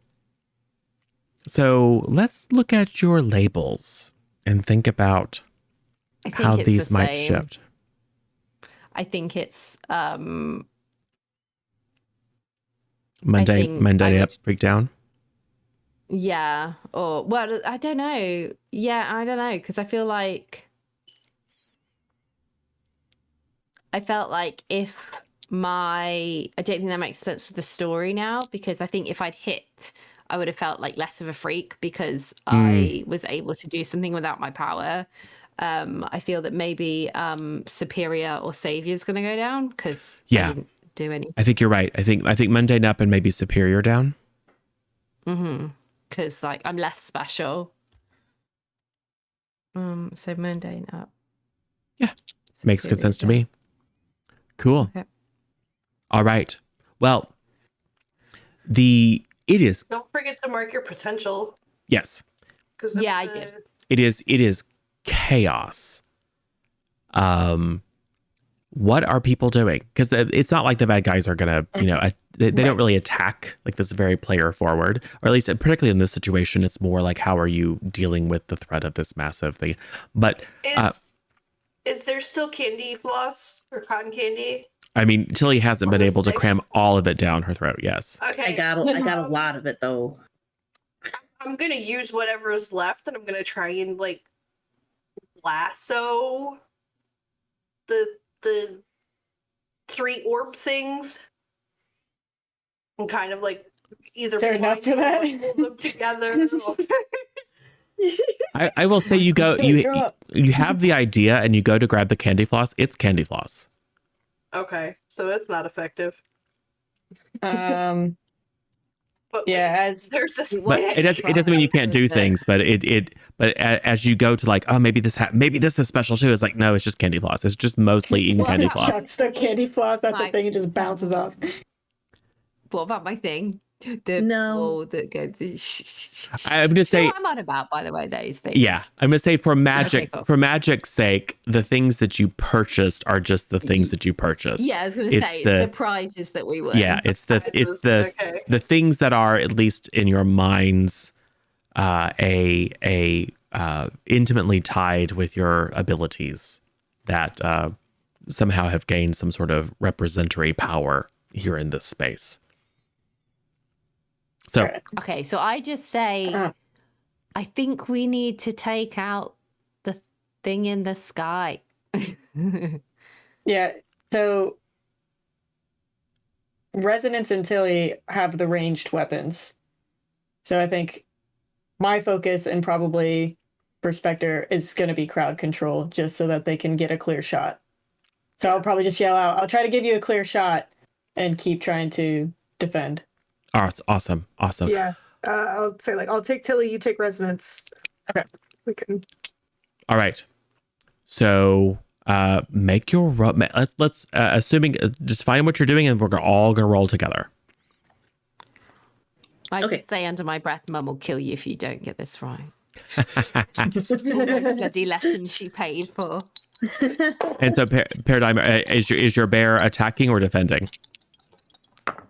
I think my bear is going to come over because it's going to see that Resonance is being surrounded by clowns, and it's going to come over and kind Okay. of bat them away. So Spectre, Impasse, and Paradigm are defending Resonance, and Tilly are attacking. Got it. Or directly engaging threat. Cool. Okay, so Impasse. Mhm. What'd you get? So I got a Snake Eyes with +2, but that's still a 4. Okay. So, So I'm about to get piled on by clowns. yeah, Teams is not going to help with that. Spectre. Got an 11. Woohoo! Good news. Tilly. I got a 6. Would someone like to spend a team to help? Yeah. I'm like, Like, yeah, maybe you see that like a clown is trying to take the headdress from her, and so you switch from like trying to defend in general to like attacking that clown to give Tilly a free shot, which opens you up to some threat. So that turns that one into a success. So that spends one more team. Resonance, what'd you get? 8. Lovely, which will work. It'll have the positive effect. And Paradigm. Got an 8, but because I'm insecure, I got a 2 against my defense, so I got a 6. Ooh, do you want to spend a team? No, I'm good. Oh, you know what? I forgot about that. Mine's going to be less than that, so that's just going to be a. Did you add +2 for your savior, Paradigm? Yeah, +2 savior, Did -2 you roll using a initiative. +2 savior on that roll? Did you So add it that should have been already? a flat roll. Yeah. So, Oh, it's a flat roll. Okay. yeah, because it's +2 -2. So it's so the question is, Paradigm, did you add the savior or did you just deduct the condition?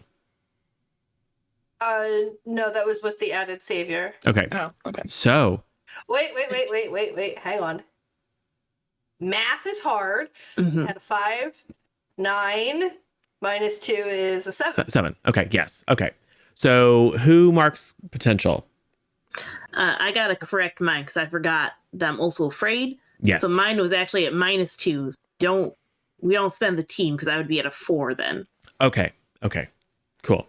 So this creature is now just kind of swirling around up in the top of this big top, which makes it harder to hit, but it's also like reaching out and like it's almost like it's pulling the clowns towards you guys, and it fills them with some sort of like they're not even worried about their own safety. They're just trying to dogpile you. So it looks like things are going not great. Like there's a big pile, and it's all you guys can do to keep these clowns from mostly it's like they're trying to separate you. And there are some blows, but I'm going to abstract that in a second.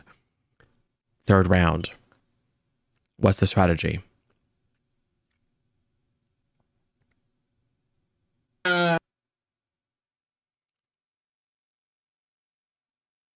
Well, Tilly's almost hit it once.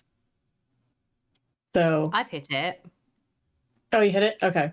Mm-hmm. Well, I mean, I don't have a better strategy than what we're doing of defending you two and trying to make sure you can get a shot off. Go.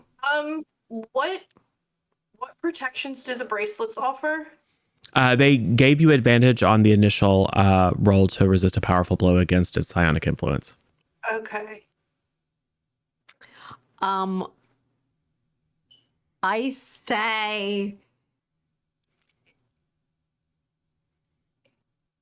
say if you can run up the dog pile, maybe you can get a hit on it. Yeah. All right. Does the dog pile go that high? Yeah. Why not? Spectre will go for it. Yeah. Swing that hammer. And So- I'm still gonna try. I'll try to give you guys an opening. That's Okay. So Cool. it sounds like with the tide of clowns becoming more oppressive, everyone's just going to kind of go all out against this thing. Oh, Yeah. Cool. Make the rolls. Oh. Make the rolls. Oh, so we're all just gonna like Yeah. try our hand at hitting it. Yeah. Na- Okay. Narratively, it's like you got to take this thing out. Oh, okay. I got 12 What are that we time. rolling Plus 2 for is this? 14. Come This at is me. directly engage a threat. Yeah. Okay. I got a 13. Oh, dang. We're gonna come on either side. Yeah, I feel like we both go at the same time. and There's just 3 of the Yeah. crystals. Just Nice. Yes. Yeah. The clowns are very scary. I got a 4 again. Oh, no. Okay. Okay. those conditions. I got a 12, and Lovely. I add my danger, which negates to my savior, which is 14, and then I have the afraid, which Take will the drop it down to a 12. Lovely. And resonance. 9. Lovely. So, you all working together. Well, I mean, you all and the bear on a unicycle with a fez working together. You're just pounding at these clowns and like intentionally, Spectre and Impasse are smacking them towards the middle to basically make a clown pile. And you all begin to, this is like an extended melee scene. You all begin to kind of climb your way up this clown pile. And the creature up above kind of knows it. So it begins to kind of pull itself back as close as it can to the top. But the clowns just keep coming. Tilly, unfortunately, has to like use the boomerang kind of like a bat to keep a rear wave of the clowns from swamping over you. So it isn't able to use it to directly attack the thing. But the rest of you, working in perfect unison and teamwork, simultaneously just pound into this thing. And there is a loud kind of tinkling crack. And the purple just fades out. And you see a cracked crystal ball hanging in the air momentarily before it just tumbles to the ground.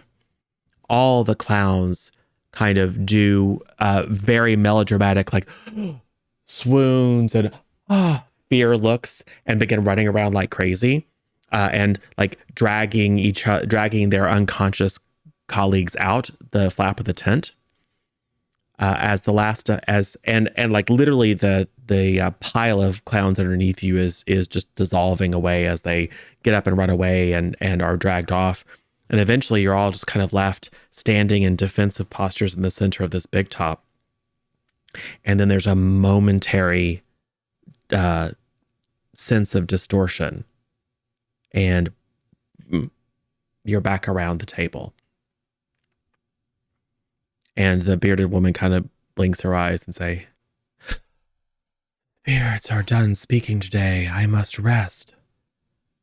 Go forth and act in the knowledge that your future is written," or something. I don't know. I need a nap. Thanks, guys, for stopping by. Yeah. Thanks. Where's the fortune ever? That was awesome. Right. Tilly, you are a robot again. Obviously. Oh, thank goodness. And I did reach my potential thing. So beautiful. I'm gonna add, I think, 2+ to Savior from Lovely. my mentor embodied. Lovely. Lovely. Back to 0. I would like everyone to clear all their conditions Yay! I have any. because you acted together as a team.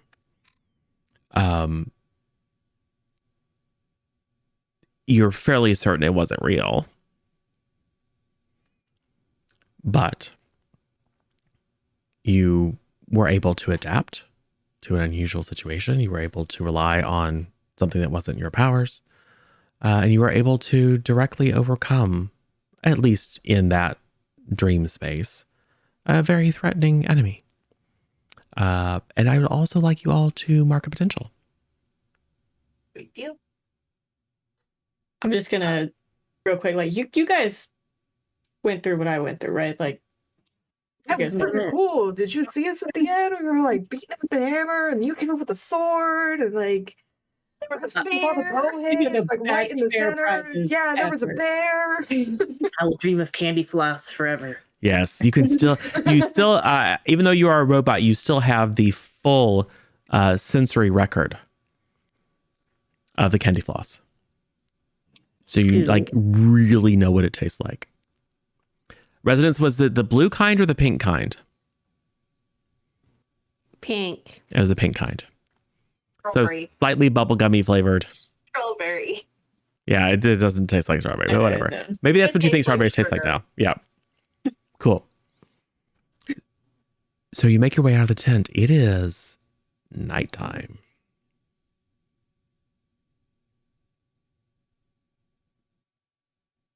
Did we miss Did we the miss show? the show? It's like a residence of the Yep. And Dang it. I think we'll actually end it there with that scene of after this big chaos moment and triumph. You all stumble out and it's dark, and then Spectre and Residence look at each other. Did we miss the show? So we'll switch to we'll switch to a night sky, with the glowing silhouette of the fair. And there's like a little small Ferris wheel, and there's a few little rides, and then there's the big top, and it's lit from interior. And then in the distance beyond that, you can see the glass and metal spires of Halcyon City lit up, and then the night sky with a moon. And then we see fade in 3 vertical purple orbs gazing down upon the scene. To be continued. ... So, Chapter 2 comes to a close. Chapter 3 comes next week. That was fun. I've always wanted to have a bear on a unicycle with a fez in a superhero game. You know, as you do. Cool. So, hey, we should probably let people know where you guys can be found and stuff. And if You anyone do our ending thing. Oh, see, I always do that. Yes, we have to do the ending questions. No, we don't. No, we do. So just like don't want to do it. No. yes. Forget So it. so tell people who you are. Well, I'll ask the questions and we can resolve that, and then after that, we'll tell people who you are and where you can be seen next. So who do we start with this time? We start with SJ this time, so we'll start with Tough on the way out. So Spectre. Did Spectre grow closer to the team, grow into your own image of yourself, or grow away from the team this chapter? I think she's I think she grew a lot closer to the team after working with everybody, but I think particularly the moment in the library with Resonance, I think that made her feel a little bit closer to her. So Beautiful. Mark potential. yeah, but potential finally. Lovely. Yeah, and go ahead and pick your level up. And where can people find Tough? You can find Tough on the 98 Tough Love channel on Twitch or at 98 Tough Love on Twitter. I do lots of different games. I'm playing Undertale this week, and I'm doing a lot of TTRPGs. So yeah, keep an eye out for that. And I think that's all that I got. So let's go Tilly Misha. All right, Tilly, did you grow closer to the team, grow into your own image of yourself, or grow away from the team?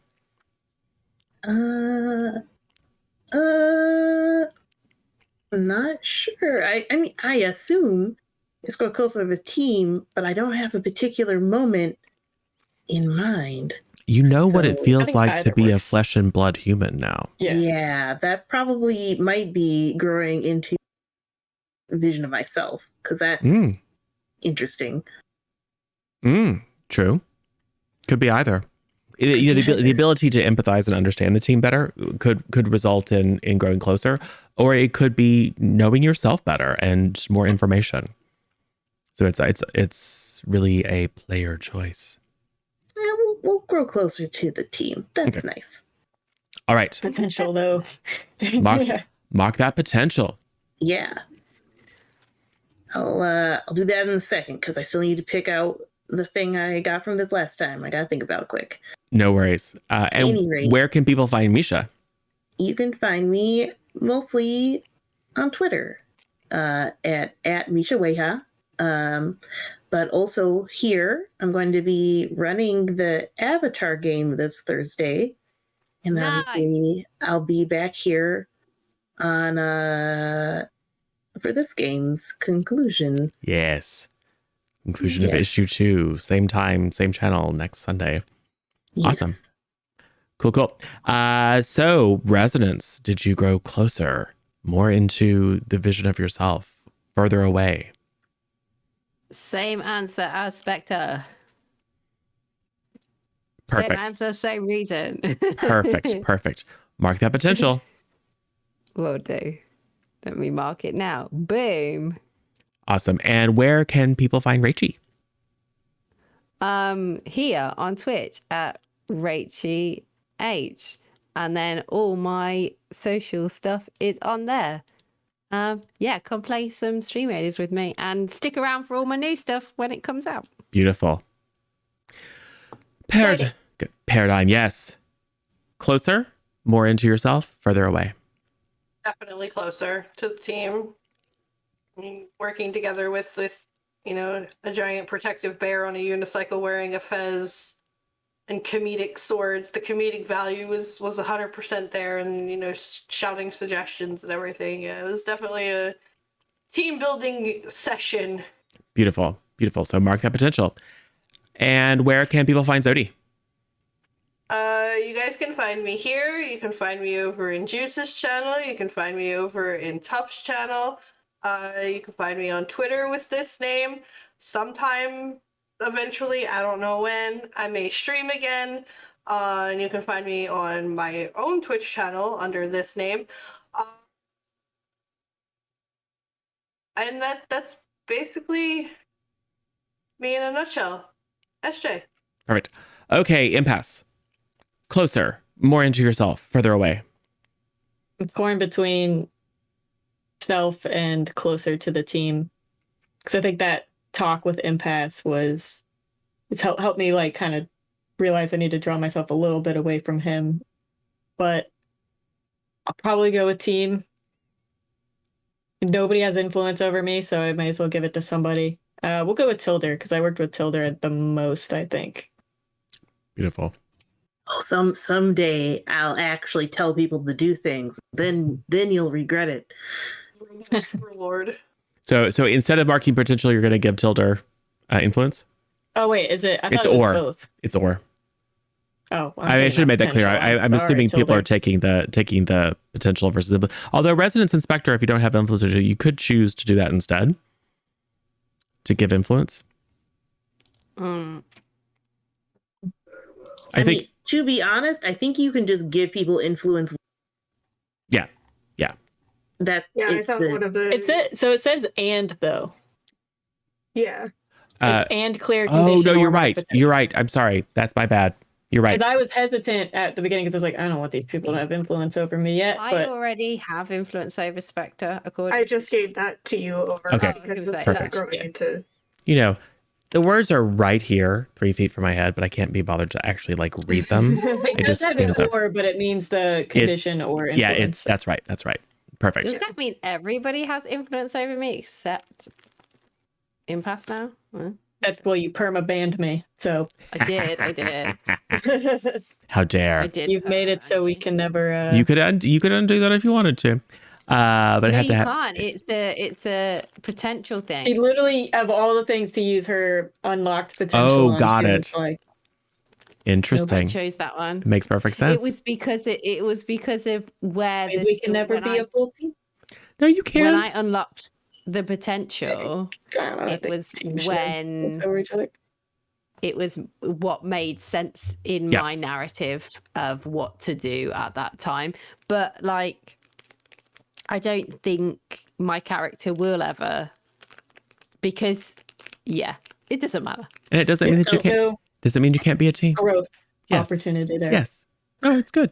You can. Go ahead. Since I need to hand out an influence for that as well, I give it to again because I stole her candy floss. Yes. So since you already have influence, that means you can shift my labels. Yes. Oh, So you just do what you want. And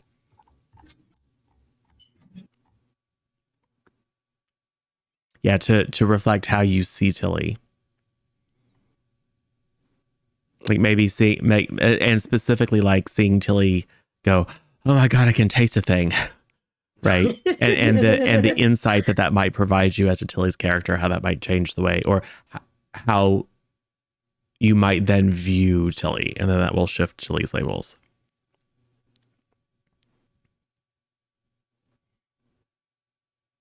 And we can figure it out after stream too. Oh, hey, where can people find SJ? SJ Sidekick everywhere. Instagram, Twitter, Twitch. I'm usually here though, doing the TTRPGs. I have Avatar on Thursday. That's my next one. Awesome. Cool. And I am Zero or Zero Daylight or Michael or DM or GM or narrator or master of ceremonies or keeper or whatever the system requires. I grant myself 10 potential. I shift my labels to +3 across the board. So it's a good session for me. Let's see. Tonight over at, unless something weird happens tonight, over at the Juices TV program and Leslie T channel, we will be picking up our long-running D&D 5e campaign. Tuesday is Labyrinth. Wednesday, I'll be over on the Duckwork channel, actually playing D&D as a player. Thursday, we have Avatar. Saturday, I think, is something. And then Sunday is this. So it's going to be another full week of TTRPG. Definitely, if you haven't followed us here, please do click that follow button. If you haven't subscribed to our YouTube channel, please take a chance to go over there to youtube.com/C+content, hit the subscribe button, and if you'd like, the little alert bell so you can be reminded or notified when we have new content. This will be available sometime tomorrow. And if you want like up to the minute updates about when things are going live or available on VOD, etc., you can follow C+ content on Twitter. I'm usually fairly good about letting I'm pretty good about letting people know when the stated schedule changes. Sometimes can be reminded to like put out a tweet when things are going to go live. But it's a pretty decent channel, and that's the only thing that's on it, so you don't have to worry about spamming a bunch of random other stuff. But if you want random other stuff, you can also follow me, Zero the Zero Daylight, on the Twitter if you would like. You definitely don't need to, though. Cool. Well, this was, I mean, I enjoy silliness and chaos, so this was fun for me. That was very fun. And Yeah. and it's a nice arc from going from the kind of scattered drama of the first chapter to more of an opportunity to work together and resolve some of the challenges that you guys have been facing.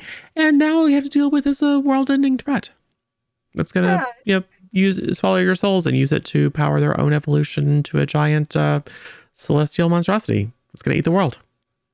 Oh, goody. Just another day in Halcyon City. Yeah, and you got like 4 or so hours to do it next week. So think about your strategy and what you would like to happen. Cool. Awesome. Well, thanks everybody. Thanks everyone for joining us in this stream and for all the wonderful boons and banes and stuff like that. I will write down how many we have because I don't want to waste any of those wonderful, wonderful banes that I didn't get a chance to use. So yeah, things are going to be a little bit tough next time, but you have no boons to carry forward. Yeah, but you were I think in a better position as a team to face the inevitable horror that will occur, or maybe not. Maybe it'll just be more silliness. We never know how these things are going to go. So we will see you back here in just about a week. And let's see, I should probably be looking to see who is currently live. I think. Do you want to raid like an other RPG? Yeah, why not? Like never raided like an RPG people? Yeah, why not? Like maybe. There seems to be quite a few people on at the moment. They've got like cameras and yeah. I don't know what they're like, but let's see. Give us a second. What are they playing? That is because I've got a few on here.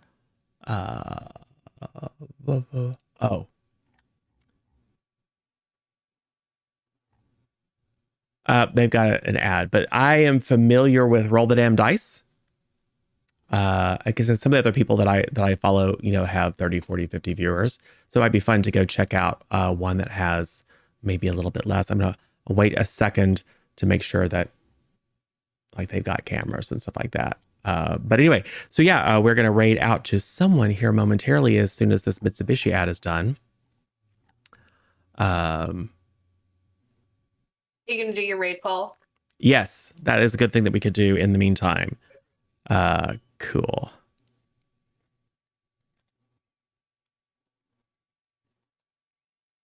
Cool. So if you are subbed, you can use the one that has the Ahoy unicorn narwhal and the hype unicorn and the die.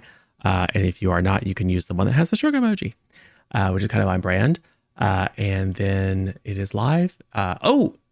It's I think they're in the same room and it looks like they're having a great time. So yes, let's go and raid Roll the Damn Dice. Let's go.